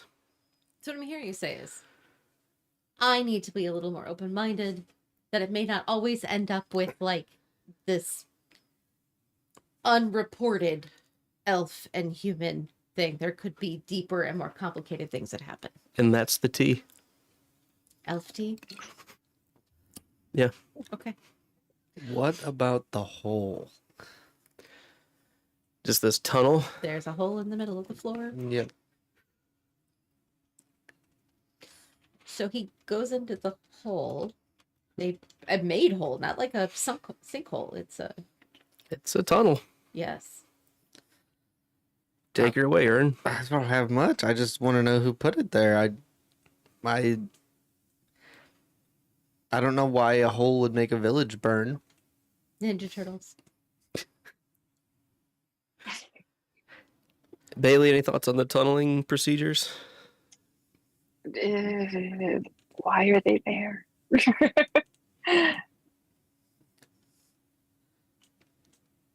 Easy transportation. Secret transportation. I mean, Sneak around and no one will know. I don't know. I didn't think it was that odd. It seemed, it made sense to me as to just, that's expected because they can't just come marching in. They're trying to be secret. They're trying to remain under the radar, if you will. And also out of sunlight. Right. Absolutely. These are cave dwellers. Makes sense. Got it. Cave dwellers. I wonder if there's a cave troll, unlike the snow troll in the first episode. Pretty ugly snow troll. They've got a cave troll. Different from mountain trolls. Yeah. Who get very confused by voices in the dark. Yep. Okay. So I'm just gonna go through everything else that happens with these guys. Bronwyn runs back to town. Right? And then is denied aid by the town folk to investigate the tunneling. In the meanwhile, Theo has had it with the bastard mice under the floorboards, which he had complained about since the first episode that he could hear. Well, Arendir, doing it wrong again, crawls through the earthen tunnels. Orcs surface in Bronwyn's hut for a scuffle. Old Blue Dress then presents the goblin head to the town folk as evidence. So, pretty convenient that it was Bronwyn's house that had the orc tunnel. So that's what the tunnels are, right? Yep. We've got orc tunnels that just happens to be under the one woman's house that is investigating them in the other town. In the tunnels, because you said the mice were a problem in the first episode. The sound of them. Yeah, exactly. Which I'm assuming is the orcs under the house, right? Yeah. We don't know that until now. And, Yep. So we can assume that the tunnel was being made under that house before the ancient artifact was brought there. Yes. Because he was complaining about the night before he found that. Yes. Absolutely. And to me, the fact that they hide this as the mice thing, I wonder if any other houses have had this. Yeah. He just had it up there, up to, here with it and hit the ground, hit the floorboard with an axe and made eye contact with the goblin. So I think that's why this scene, the scuffle happens, is because he kind of exposes them and the goblin's like, no. Goblins, orcs, same thing for the record. So I think that's why. I bet there were other towns that had scuffling, and potentially this artifact is changing Theo a little bit as to why he reacts the way he does. I don't know. These are a bit of speculations. Okay. I like the orc fight. Yeah, that's why I like Theo. He kills it in that one. He doesn't kill the orc, but He does a pretty good job of trying to kill it. It was a team effort. Like Yeah. it It was was a- definitely one of them couldn't have done it alone. True. Although we very much got ahead of the problem at the end. And off it goes. We really headed him off at the pass. I wonder what's ahead. Ka-chunk. Hey, remember when y'all If didn't you listen want to to me? live, Oh, So yeah, can you imagine like digging a hole in your floor and then there's someone down there? oh man, Hey, it reminds me of like those stories of like lurkers that are like living in people's attics Yeah. and stuff, right? It's like, oh man, that's just messed up. Like, oh, was that a rat that I heard in the wall or a squirrel on the roof? Nope, that was Bill. well, that's just Timothy. That's just Timothy. Yeah, he's been here a couple of weeks. Rent's due. it's Oh, either Edgar Allan Poe or like Goosebumps. yeah. Mhm. Also, Elf Guy's crawling through the tunnels Yep. and he gets very distracted by water bubbles. Well, he gets kind Well, of He was chased. chased. He did. And then he's watching the water bubbles, Mm-hmm. but instead gets grabbed from behind and we don't see him again for the rest of the episode Yep. or in the trailer for next week. And that's why it only happened 3 times. That's why it's only 3. Oh, okay. There it I mean, is. It's sad. I liked him better, but okay. I did like him. I liked him. It's a lot of buildup for a guy who got, cut out in episode 2. Maybe they're just being cutthroat. I like it. I mean, as long as it's not Galadriel or Elrond. Yeah. Next section. I'm gonna have Riley read the scenes this time. Sure. Yes. In Eregion, Celebrimbor and Elrond discuss Feanor's hammer and Morgoth's Cimmeril fascination before aspiring to creating something greater than the beautiful jewels with the largest forge ever made. Big dreams. Right? Yeah, I have some thoughts about Celebrimbor. Oh, good, because my only comment was, cool hammer, bro. I love exposition. That's what I took from this. So if you've got good thoughts, I approve. Well, so he has big aspirations, right? And I think that's very suspicious because people who live that long and want to make that big of a change in the world are typically not the best. I think typically they overlook the true needs of others to accomplish what they want. My big problem with him comes from my big problem, another chink in the armor of Elrond, where Celebrimbor mentions that he's trying to create this forge and he needs it by spring. Doesn't say why, nor does Elrond question why. He just blindly follows him, and I think that is a huge mistake. I do not trust Lord Celebrimbor. Do not think this forge is a good idea, and I think that he is a bad guy. 100%. Bailey, thoughts on Celebrimbor? Good, bad, evil, ugly? It's definitely feeling suspicious. Why the rush? Why in general? Like we get no reasoning for this great creation that he wants to make. He's just got a plan, and I need your help. Could he just be excited? He's just like, I've got this opportunity. I just really want to make it happen. I don't think it's going to work out for him. But still, why the tight deadline? Yeah, that's sketchy. Yep. Like I've lived for a couple thousand years. It'd be cool? A forge. I need it in 6 months. Yeah. Largest ever. Like, legitimately ever. Yeah. Yeah. He's, as my son would say, he's sus. And just the mention of his, like, interest and knowledge of Morgoth's fascination with the Silmarils, which I still don't really know what they are. I know they're jewels, and I know they're created by Fëanor, but don't know what they are. Would you like me to answer that real quick? Sure. They are literally the containers of the last remaining light from the trees of Valinor. So before the sun and the moon, the world was lit. Well, really, Valinor was lit. Middle Earth lived in dark. The world was lit by the waxing and waning of these two trees, the golden tree and the silver And we tree. saw those in the first Yes. opening scenes. And because they were so beautiful, Fëanor crafted these three Silmarils that contain their light, and they actually glow with light and are so hot and whatever that if you hold them, your hand will burn, as happened to Baron One-Handed and Morgoth. But they were lost over time and stories. So that's what they are. Many pages. With very small print. So that they are these three, and that is the vow of Fëanor's family, is to recover these Silmarils Sure. from Morgoth and anyone who stands in their way, Okay.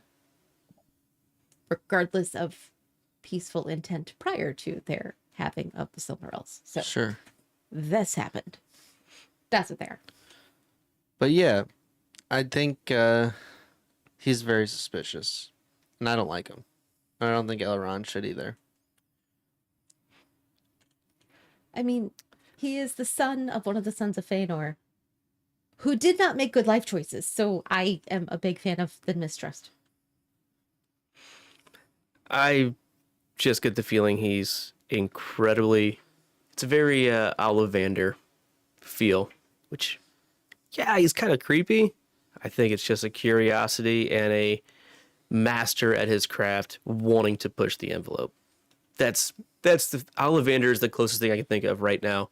And yes, he does kind of look like a Buffy the Vampire Slayer vampire. Yep. That I also think he's the actor is literally too old to play an elf. It is bothering me. I'm not saying he's a bad actor. He's great. fair. Elves should Not an not elf. look that old. Sorry.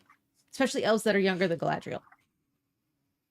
Skincare kills. That's all. Sure. All right. Moving on to the next scene, directly after that, Elrond guides Celebrimbor to Khazad-dûm to entreat his old friend, Prince Durin, before getting denied at the door.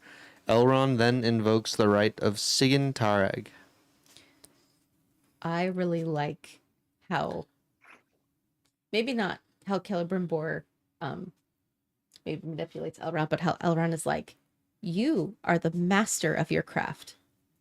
Allow me a few days to work mine. Mm-hmm. And the politician just comes out. And even when he's being taken in for this rite of Sigyn Tarag, he is smiling because he's like, this is my wheelhouse. I live and breathe this kind of stuff. And this is my pal and this is my buddy. And I'm like, I got you. I got this.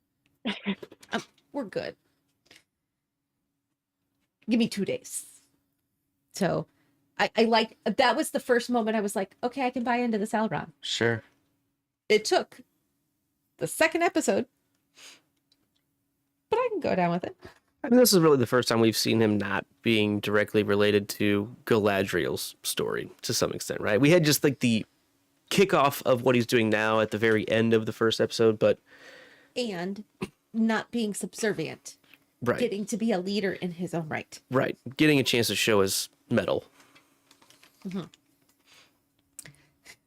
The truest, a chance to show your worth. Farming. I know. That's why I said metal as well. Khazad-dûm got me right in the fields. It was very hard to watch them walk through Khazad-dûm for the best possible reason, because it was beautiful. It was gorgeous. There's green and light, and waterfalls, and I think back to Gimli saying, and they called it a mine. A mine. And then we go to this dark and scary place. And Dead all I place. yeah. And all I could hear was when we saw this scene with what it was, Gimli going, and they called it a mine. It hurts because it was so that might be my favorite place we've seen yet, Mhm. because I know what it becomes. It felt very Lorien in a way. Yeah. Remind me, is Kaza Doom the Mines of Moria? Same place. Okay. There's a third name as well, but Yeah. don't worry about that. Yeah, I'm with you. I really love when he goes to request access, and I'm here to see my friend. He said no, my friend. Tell him his friend is here. Yeah, still no. It was very oh, I'm blanking on the name right now, which is ridiculous, but Monty Python-esque. Yeah. It was very like, no, shut the door. No, I mean my friend. Still no. I got the Wizard of Oz going into the Emerald City. It was absolutely opening the doors. Yeah, like slides it open. No, we're not taking any visitors. You just slam it closed. But done for comedy. Right. Well, it's also funny that, you know, he says, I'm here to see my friend. And the way you get into the Mines of Moria Absolutely. earlier on is... I really thought he was going to say Melon. I speak really friend did. and enter. Yeah. I don't think that's been created yet. Yeah, no, definitely not. Right. Yeah, but it's definitely clearly Yeah. kind of hinting at that scene. I think that's a good pickup for sure. I think we're ready for the Sure. next scene. So Elrond loses the Dwarven test of endurance and gets a lesson in immortal ignorance. He then convinces his friend Durin to let him stay for dinner and meet his family. Elrond notices Durin's attempts to grow the seedling from Linden's great tree and attempts to make his leave. Durin bids him to stay. That's funny.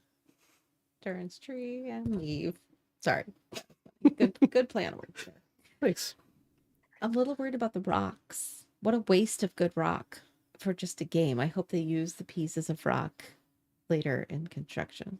Oh, they'll be fine. They'll find a use. That was my really sarcastic comment. For me, I think my biggest takeaway from this scene was the frustration that Durin has of like, yeah, it's only been 20 years. Yeah. It's nothing for you. I've lived an entire life in that moment.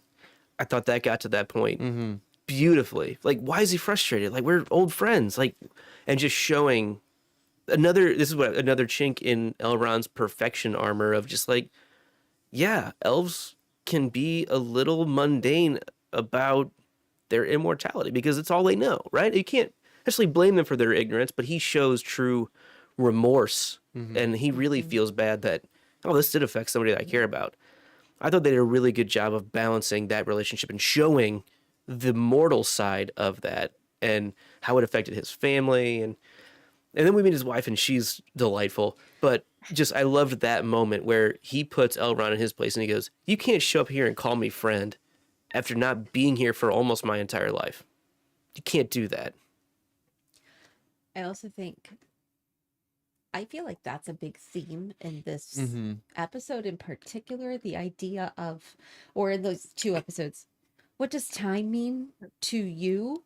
And are you aware of what time means to the others around you? Right. Because the Harfoots measure time in seasons, and the humans measure time in years, and so do the dwarfs.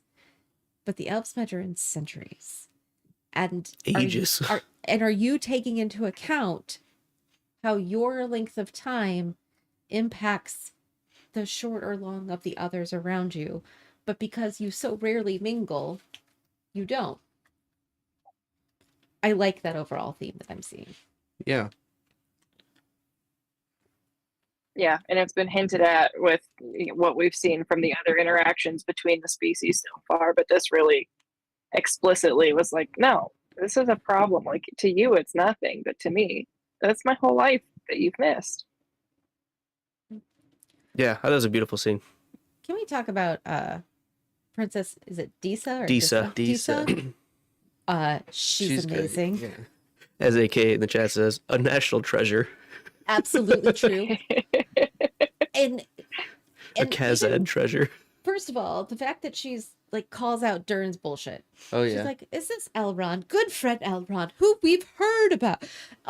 Gives him a big hug, and Durin's just in the background going, oh my God, what the hell, lady? Like, I'm trying to do a thing. She outed me. Yeah, right. Oh, I'm not staying for dinner. You're staying for dinner.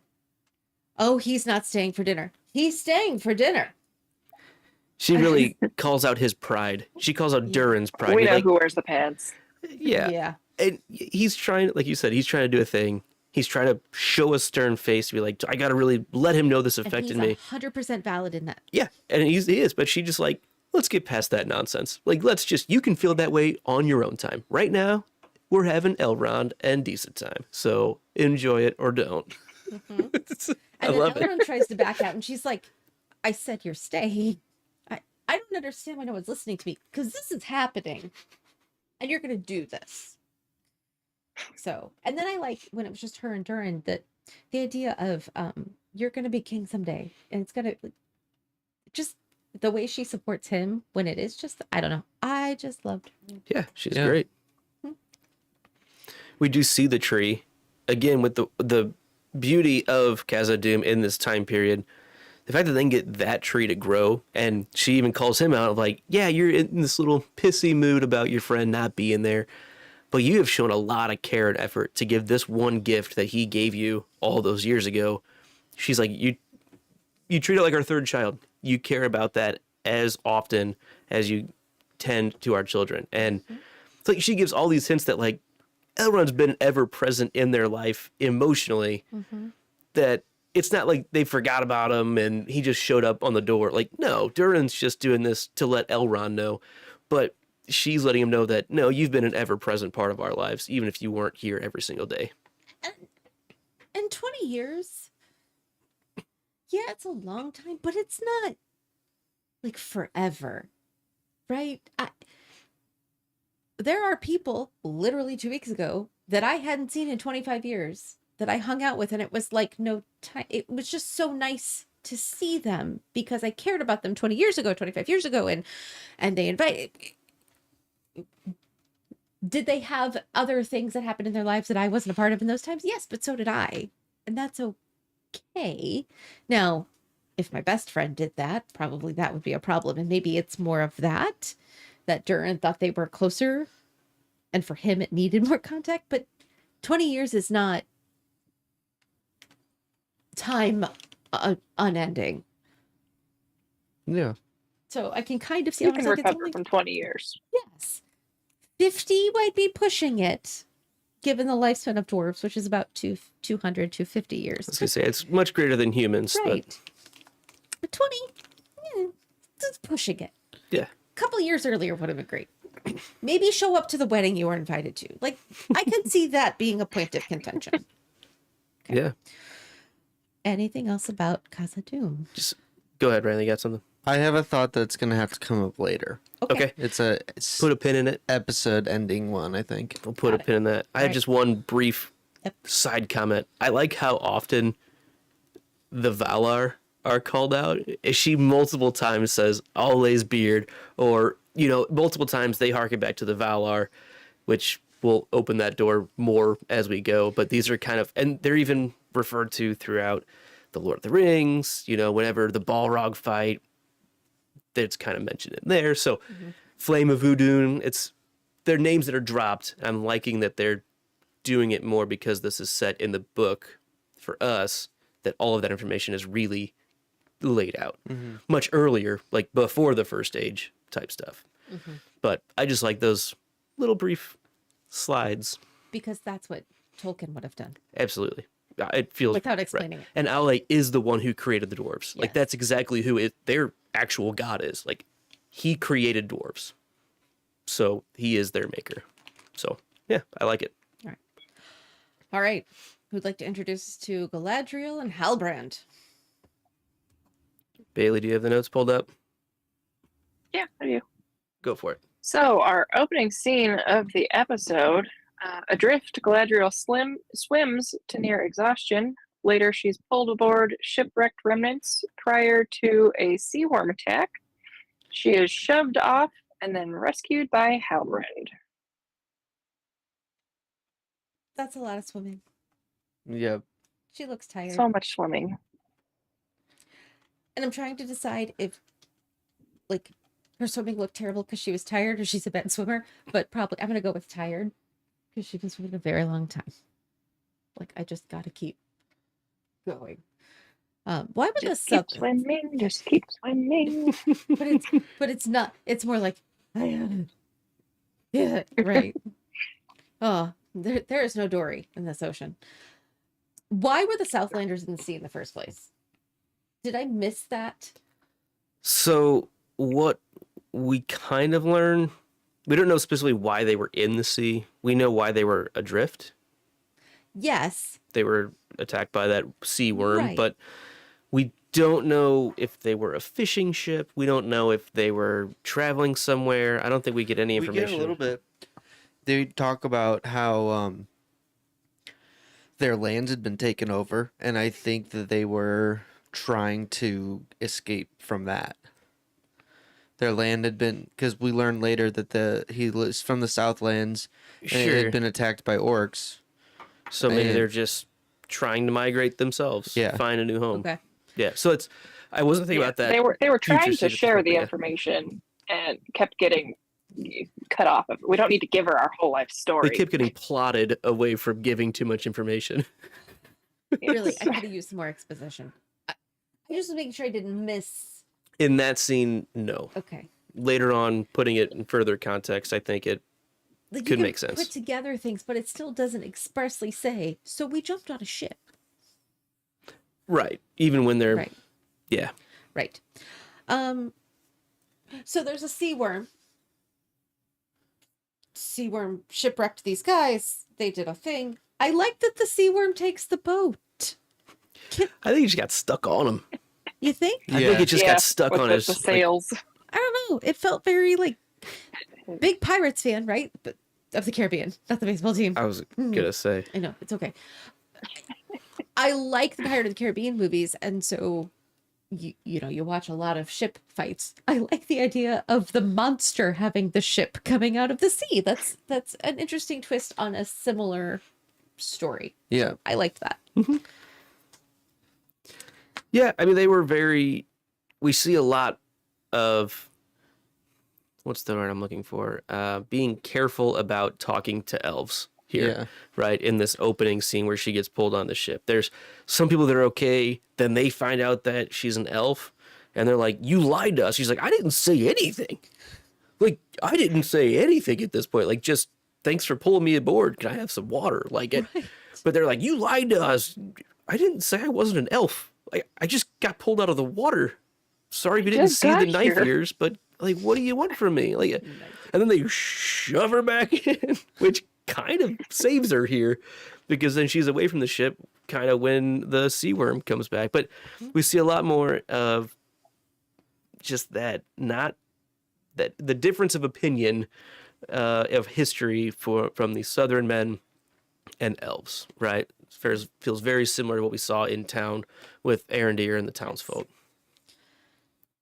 Speaking of her swimming away and surviving the worm attack, I liked the way that was shot a lot. That we have a picture of her swimming and you can see the attack happening in the background, both above water and then below water, and the color changes between Yeah. those two while still focusing on her the whole time. I just liked the way that looked. I'm Yeah, it not was usually a cool. big visual person, but I agree. how did Halbrand survive and no one else? I feel like I missed that too.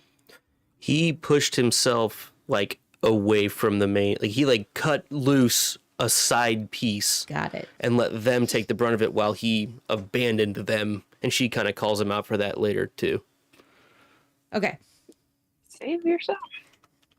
I mean, if somebody had been with me, they could have come with me, but they weren't on my side of the ship. I liked his line when she was like, "What kind of man so quickly abandons his companions, and he goes, one that knows how to survive. Right. I mean, Well, you know, in a zombie apocalypse, you just have to be faster than the person you're next to. everybody looks at me because I'm the sacrifice. I already know. I told my family that last night. I'm like, look, I would trip you, but it's not worth any of you. You're all faster. It's fine. I understand. I'll take one for the team. Yeah, pretty much. But y'all better keep going because. All right. Next scene there, So Bailey. then Halbrand attempts to break down Galadriel's stoniness, only to disclose further evidence of orkiness in the Southlands. Workiness. I think it's interesting that we have all this, obviously, hints and then blatant information that there are orcs in the south, and Galadriel's just like, I went north. You can just see it. I went north for a long I've time. been looking for them forever. And we found 100-year-old things. And they're just like there? Just that way? I went the wrong way. You can see her just process it. She doesn't say any of that, but like I like the actress. Her facial expressions are, you see that thinking, because Galadriel wouldn't be overly sherry with her feelings, particularly with a stranger. With the whole, we just went the wrong way, I don't think that's necessarily true. It's probably more like we went this way and then that way, and they came in like, it was a small band of people that she had with us. If that's the only group that was on this mission the whole time, 8 people, like, and they probably maybe up to like 20, and they've lost a few over time. Who knows? But like, that's a huge area of land that they're trying to search. Like, with time being a dimension as well, like, you're gonna miss things as they migrate around you. You might be looking for Harfoots and like, oh, they were here last season, they're gonna be here this season. Nope, they're a totally different place. Like, you could have just missed them.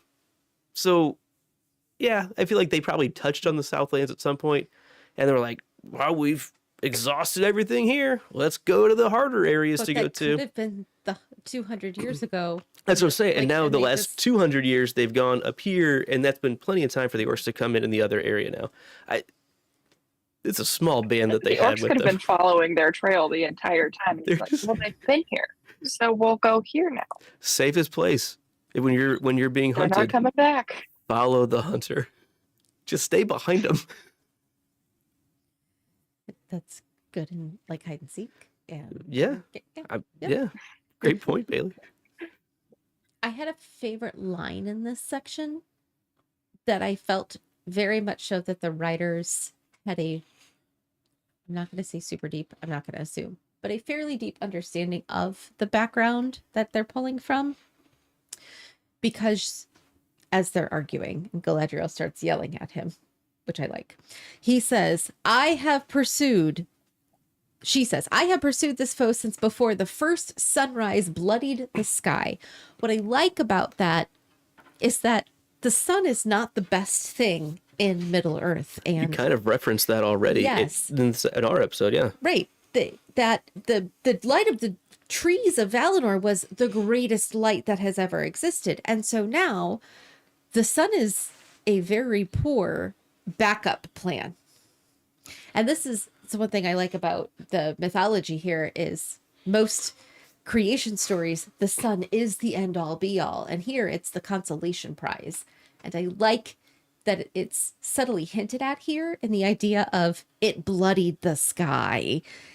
You don't have to tell us that it's a consolation prize, but we get just from your disdain of it that this is not the best that it could be. I appreciated that. I've It's a good seen line. better. Eh, Yeah. it'll do. That old dude donkey. Gets the job done. So she's like, we should try to get to the Southlands. He's like, you're going to take me there. You're going to show them. You're going to show me where they were. Like, you're doing this. She gets very much in that commander thing that we saw, the opening scenes where they kind of turned on her, whereas they were obligated to follow her to some extent. This guy, I wouldn't be surprised. He's like, good luck, sister. Like, I'm not doing jack with you. Like, you're not being very nice to me. Like, what do I owe you? I saved You want me to go find what? I saved you twice. and Well, I left there for a reason. yeah. Now you want me to go back? I have to go back to Grimald Place? Are you kidding? Yes. Really? Yes, I'm serious. And then you're serious right now? No, you're serious. I'm being serious right now? You are. I was being serious right Okay. there. Next scene. Yep. Tumultuous seas and storms nearly not getting that one. There's lots of storms and whatnot.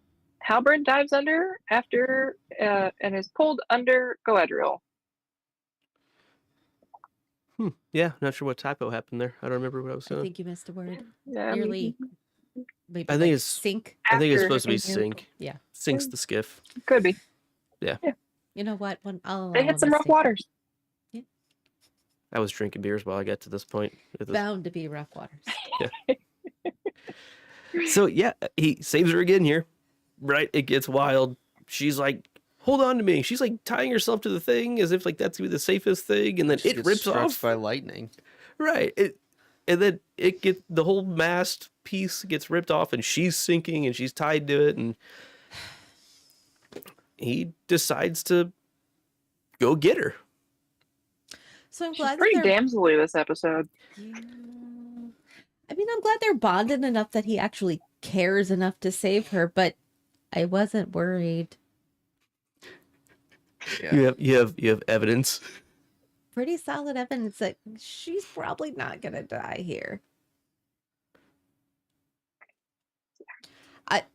Can we please stop putting Galadriel in mortal peril? I'm not buying it. What about immortal peril? Still doesn't make any sense. No, she jumped off that ship. Right. I know. I I know. literally tried to kill anybody else. Yeah, the cliffhanger, is she gonna make it? It's just pick a different character.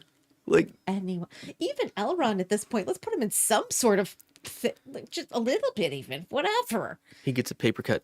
Oh, is he gonna be okay? I'm gonna bleed out. He chooses to go after her. Good for him. I think that shows, I think someone just said it, bonding between the two characters a little bit, right? Because she kind of orders him, you're going to take me here.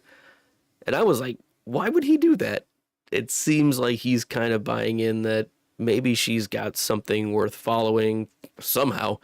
He was much more charismatic to her than she was to him Yeah. until he finally just drops this one piece of information where she opens up and becomes domineering Galadriel again. But I love Manic Commander Galadriel. she just gets right to the point, doesn't she? All right, it is the time for the final scene. Every episode we have one of these, and this happens to be this one. It is this one. It's more of a final montage with some talking because we jump again, much like the last Yep. one. King Durin shows distrust of the elves, but seems to have been presented with an elvish opportunity of substance. Theo embraces the artifact and decides that he is ready before setting out from Tir Harad. I can't. Tir actually- Harad. Yep, that. Galadriel and Halbrand are found by someone with bad lighting. That is an accurate description. Hey, In a boat with bad lighting. yeah, Big boat. Could be called a ship. Riley, you kind of hinted at a Durin thought earlier. You put a pin in it, Yeah, we could do this here. or do you want to have it to be a later thing? Even? No, it's fine. It's just one of my I have two final questions for this episode, and this is one of them. We can definitely do it now. Because Durin, we do have a place for your big questions moving forward. If you want to hold on, either way, up to you. this is fine for this one. I got one more for that. Perfect. Durin and his father have the conversation about whether or not Elrond is trustworthy, and his father makes mention of, isn't it coincidental that he's coming now? And he also mentions, was Elrond the one that sensed that you're hiding something? Then they cut to this chest, this wooden chest that has something in it that when they open it, it glows. My question is, what's in the box? What's in the box? I have two thoughts, but I'm leaning more towards one of them after conversations we've had today. What are your thoughts? My first thought is that it is something like the heart of the mountain from The The Arkenstone. Hobbit, the Arkenstone. Arkenstone, Mhm. like the heart of this mountain or something. But my more, and I had this written down before the episode, but I believe this more now after our conversations, is that it is a Silmaril. And somebody in the chat just said Mithril. Could be Mithril, Mithril. which typically only glows when it's around an orc. Sure. So it's possible, but I don't know. I really like the idea of the Arkenstone. I didn't think of that. That is an excellent idea. My big reason now, and this is why I brought it up when I did, for thinking it is a Silmaril, one, because he's talking about it's coincidental that an elf's coming around looking, but two, that the tree grew. Yep. Was it love? No, it's because he has the frickin' light of the ever trees in his house all the time, and that's why he's tending to it secretly, because he's like feeding it light from the Silmaril. That is my thought. Bailey, any thoughts on the box, Bailey? It's like Pulp Fiction. What's in the briefcase? That's a that goes down a whole different path. I don't have Tolkien lore for that one, but good connection.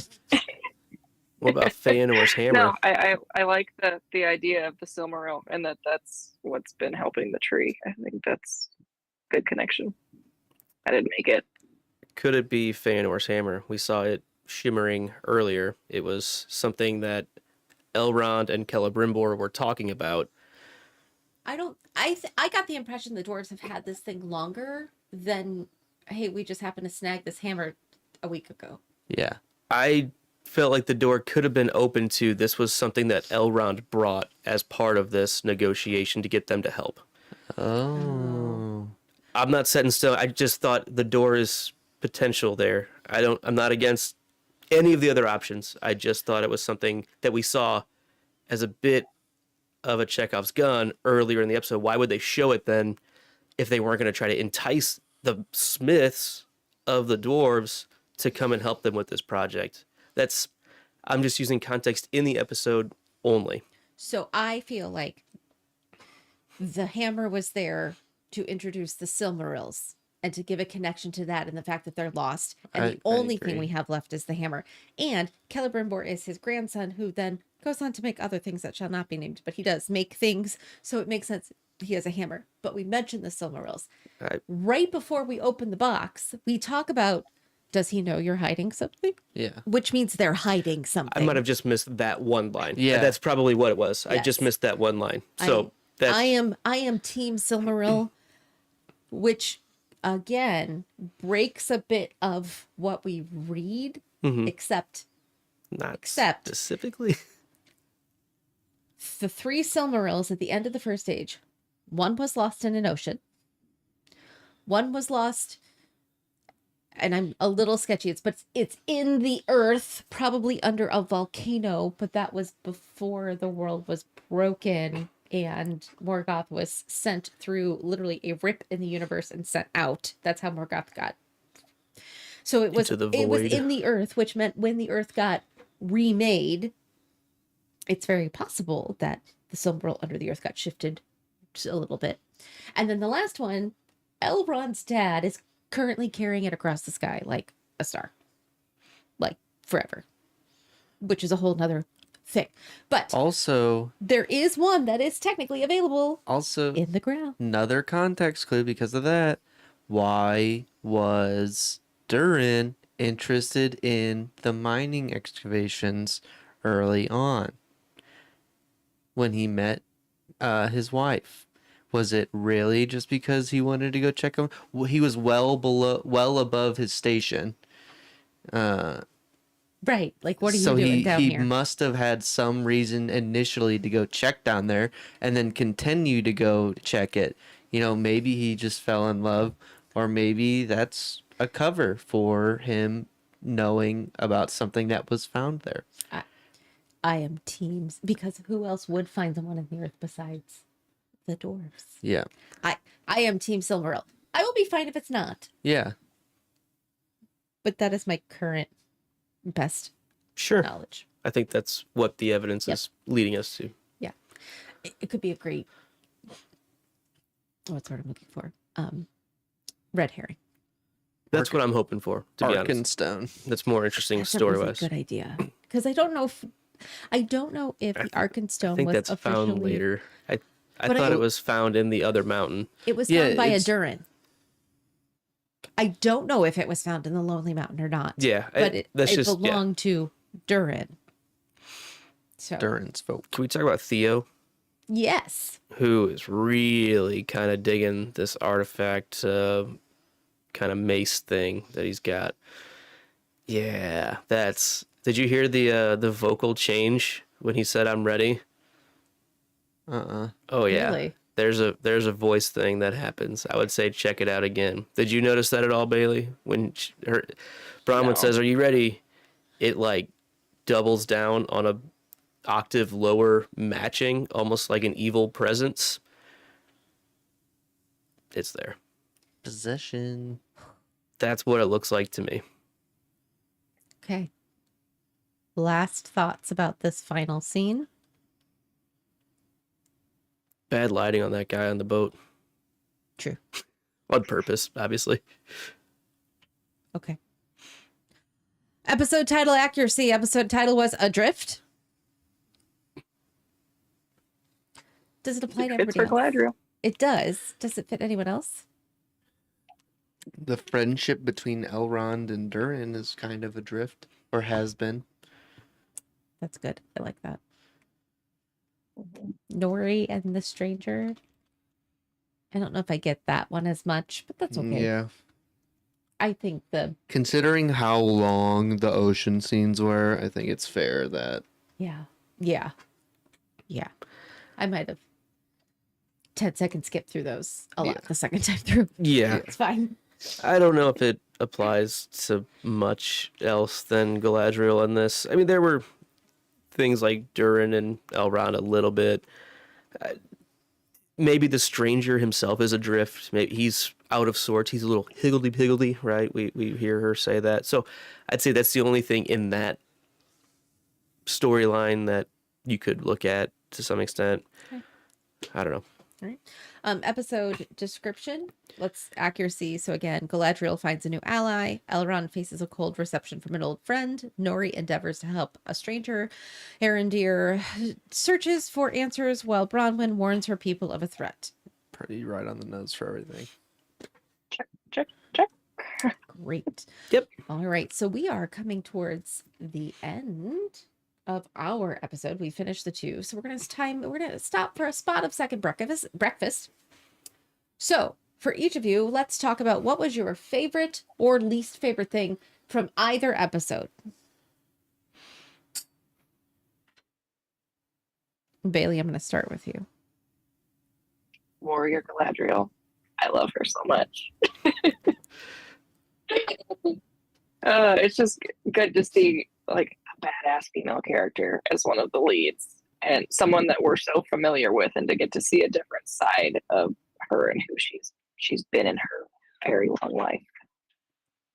And you can see, I can almost see where she's going, but that does mean this is out of character.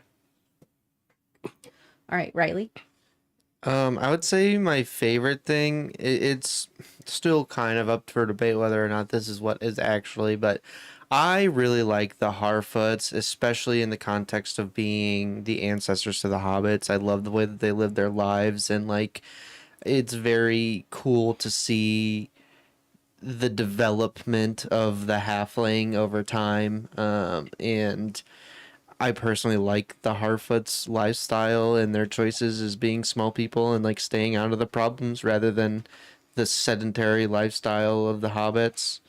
Uh, but I really like the Harfoots. My least favorite thing was swimming Galadriel. Super boring, too long. But yeah. My favorite thing was Prince Durin and Princess Disa. Khazad-dûm in general. Yeah. It's my favorite place. I love Prince Durin. He gave the most heartfelt speech in the entire opening of this show. So I am Team Durin. Done. I might like other people but I've decided he's my man. Sure. But she's my girl even more, and I want to go to their house. Hopefully it's connecting again. My computer went out too. Oh man. Oh no. I still have internet, I think. Literally nothing happened. Oh, it looks like something came back. Oh. Are we back? Hi. Are we back? Let us know in the chat if Your we're back, thing? please. Can you hear me now? We never stopped recording or streaming, so hopefully things are back up and running. Let's check this real quick. That's not a good idea. Fixed. Okay, perfect. Thanks for sticking with us. That was internet. Ooh. Gotta love it, right? Hi. So good. We My didn't want to hear Luke's favorite thing anyway. Anyway, there it was. That was it. Remember? But when the internet goes out, that's my favorite. Okay, so That's my least favorite thing. you can repeat. That's usually my problem. So, my favorite thing was all of the Elrond, Celebrimbor, Durin stuff of what they're working towards and seeing how this seems like it's going to be a big deal. And we don't know why. We don't really know exactly what it's going to be. Some people can probably guess just by context, but I'm just really excited to see where that goes because it seems like it's going to be a very, very important thing. Okay. Now we're going to open it up. This is that biggest questions or the big ideas, right? We are not spoiler free, so we can dig deep as long as everybody's good with that. Answer whatever questions you want. So let's just go down the line, Riley. Let's start with you. What is your biggest burning question? Who is the stranger? Sure. And I have a couple ideas.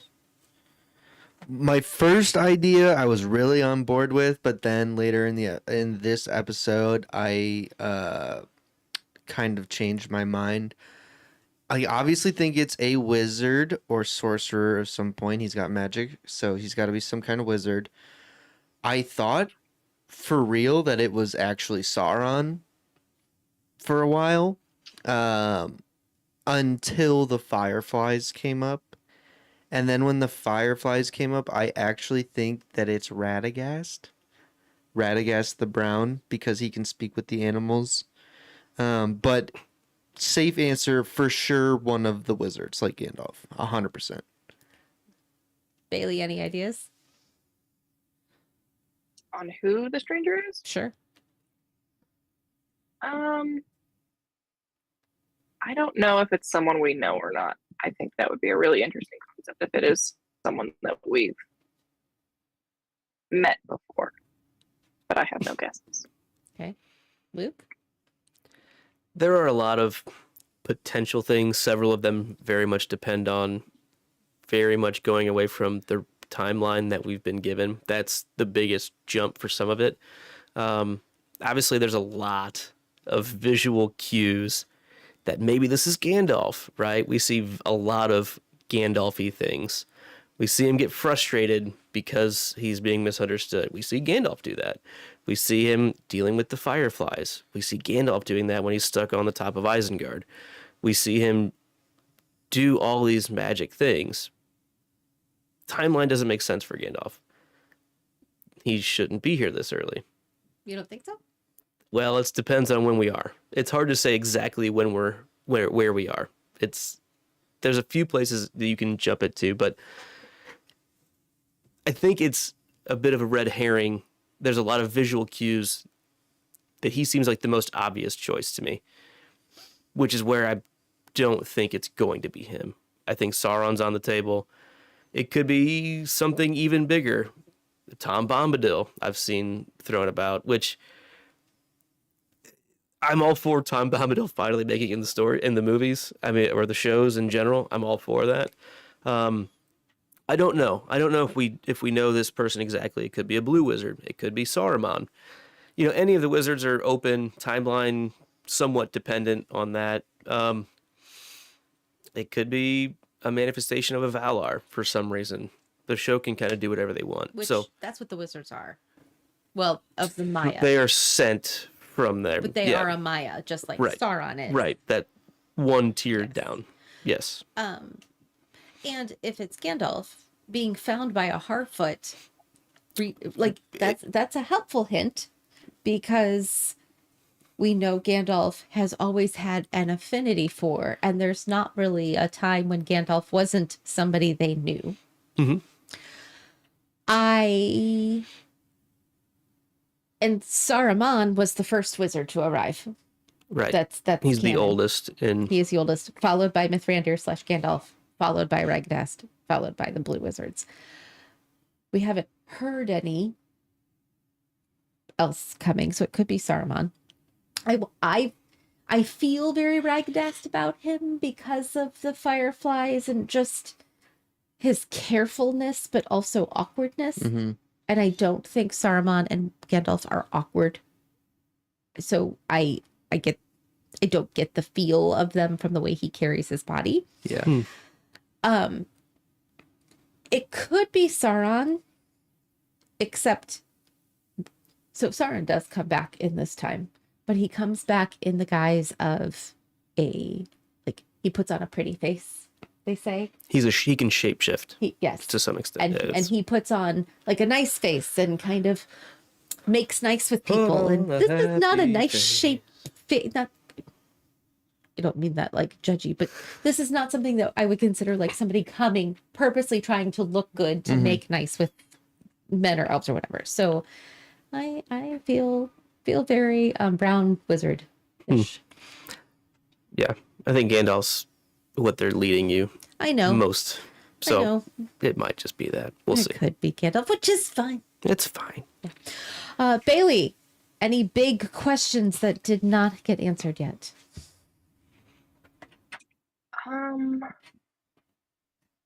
I just want to know where the Harfoots are going. I'm excited to see their journey this season. Okay. Luke, anything that you didn't have answered? What's in the box? What's in the box? What do the dwarves have? I'm excited to see where that's going. I mean, I like the openness. Obviously, the box was open, but I like the open-ended. We don't know, and that could mean a lot of things. I'm here for it. I'm hard-footed. I'm hard-footed. You two asked the questions that I really want to know too. My third question is, who is Theo's dad? Sure. I feel like that is a... Maybe it's Haldar. Ooh, that's interesting. Halbrand? Halbrand. Halbrand. Harfoots. Not Harfeets. Our feet. It could be. I don't know. I don't feel like the answer of your dad died was believable enough. Right. So it really could just be our elf buddy, because he has a line in the first episode that says, "Haven't I shown you how many times over and over in many ways, in many ways but words? I have shown you many, many times in ways except for words that I am here and I care." So why, what do those ways look like? Could be a lot of ways. That's all. All right. Any other last questions people thought of? No. Who's the guy in the boat? Who is it that saved Galadriel? That needs to And- work on his entrances? Right. Sure. Yeah, that's just the only other cliffhanger we have right now. I would say that is not one that I feel we're gonna find out in the Yeah. opening scene next episode. Yeah. It's which is live now technically. We Yep. could just put it on right now and find out, but Watch it live stream. and then get if I wasn't copyright half asleep. stricken immediately. Let's have a watch party. All right, we are headed out, but we do other shows here. Luke, you want to tell us about one of those? Yeah, so one of our other shows that is currently going right now is the podcast that Drinks and Knows Things is back, and we are about to record tomorrow night the third episode of House of the Dragon. So we hope you can join us there, where we'll drink and we'll try to know and we'll make bad guesses and bad jokes. So we hope to see you again tomorrow night, probably same time, same channel. And yeah, go Game of Thrones stuff. All right. We are going to sign out. So for each of us, I'm going to have you give name, your personal Twitter if you want to give it out, and your final thought on the episode. Luke, we're going to start with you. Yeah, I mean, I'm me, Luke, and you can find me at Luke Ferocious or any of the show handles, which we'll tell you what this show's handle is here soon. And final thought on this pair of episodes. I thought it was interesting that they dropped both episodes at once, and I think it helped in general because there were slow parts. I know, Riley, you kind of mentioned that before we started, so sorry if I'm stealing your That's final all right. thought. I think it's a good point. There were some slow areas that really, I think the second episode was maybe a little bit better than the first episode, but they work well together to get you interested, and they give you enough to where it's not feeling like, wow, not a whole lot happened. I think that's my overall thought. A lot of good things. Bailey. I am Bailey, as Melissa just said.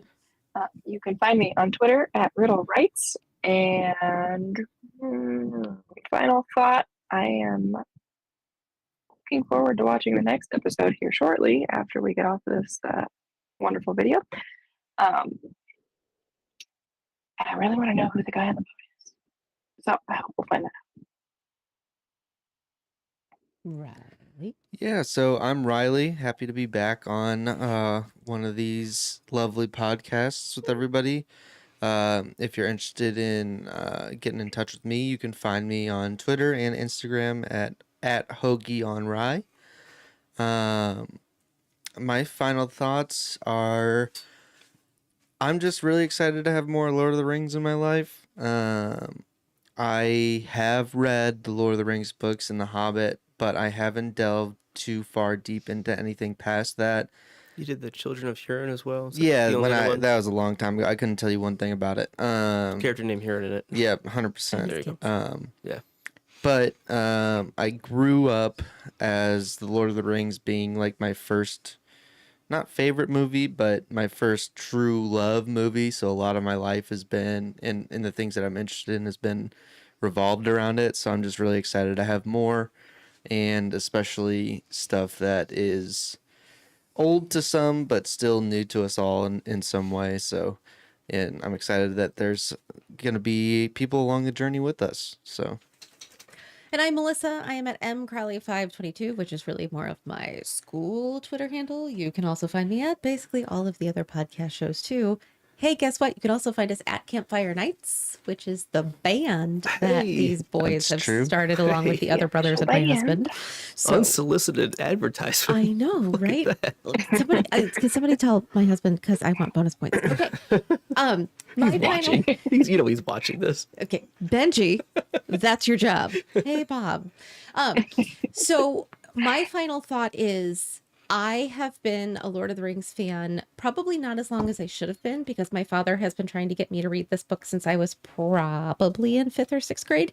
I didn't actually read it until like 2000, right before the movies came out, The Lord of the Rings. And then I went deep dive. I read The Silmarillion, I read The Lord of the Rings, I read The Hobbit, I have the Rise of the Shadow, the entire 4-book collection of the history of the writing of Lord of the Rings. I haven't read all of the different collections. I've read the Lost Tales. I've read a lot. I love the lore of it. And 6 years ago, when Luke and I created this whole podcast, That Company, we went down a Harry Potter rabbit hole, which we love. But it was always with the understanding that our next show was going to be the Lord of the Rings show. I really thought we wouldn't do any other shows No. until we got Harry Potter it done. Was Harry Potter and Lord of the Rings, and nothing else mattered. 6 years later, and I don't even know how many shows and activities and projects later, here we are. We have made it. We finally got our Lord of the Rings show. And I'm just happy to be here. And there's so much content. We could go on forever. Plus the TV show I really enjoy that too, but I just like talking Middle Yeah, Earth. I'm glad this Talking door is Tolkien. open, finally. Yay. All right. You can help us out, this show and all of our shows. Become a patron. Learn more at patreon.com/stayimaginary. For all the ways you can help this show and all of our Drawbridge Media Company, check us out at thepodcastthat.com/support us. You can follow us on Twitter at Wanders and Lost. And on Instagram, which is Wanders and is Lost. 2 different handles. Our email I tried. I know. I tried. Fun. It's, we are proud of your efforts. Our email that you can send us your, I don't know, swimming Galadriel's messages. I need Benji. Benji usually comes up with the really nifty ones. So Send us your lucky Your wandering Harfoot. fireflies. Wandering Firefly. Your lucky Harfoot. Your lucky Harfoot. Okay. At wandersandislost@gmail.com. Subscribe, like, rate, and leave comments on iTunes and YouTube at Drawbridge Media. And don't forget to hit that notification bell so you catch us every time this show and any of our shows go live. We will return Sunday night, probably Sunday night with this show, right? The podcast that wanders and is lost. But until then, Stay imaginary. thanks.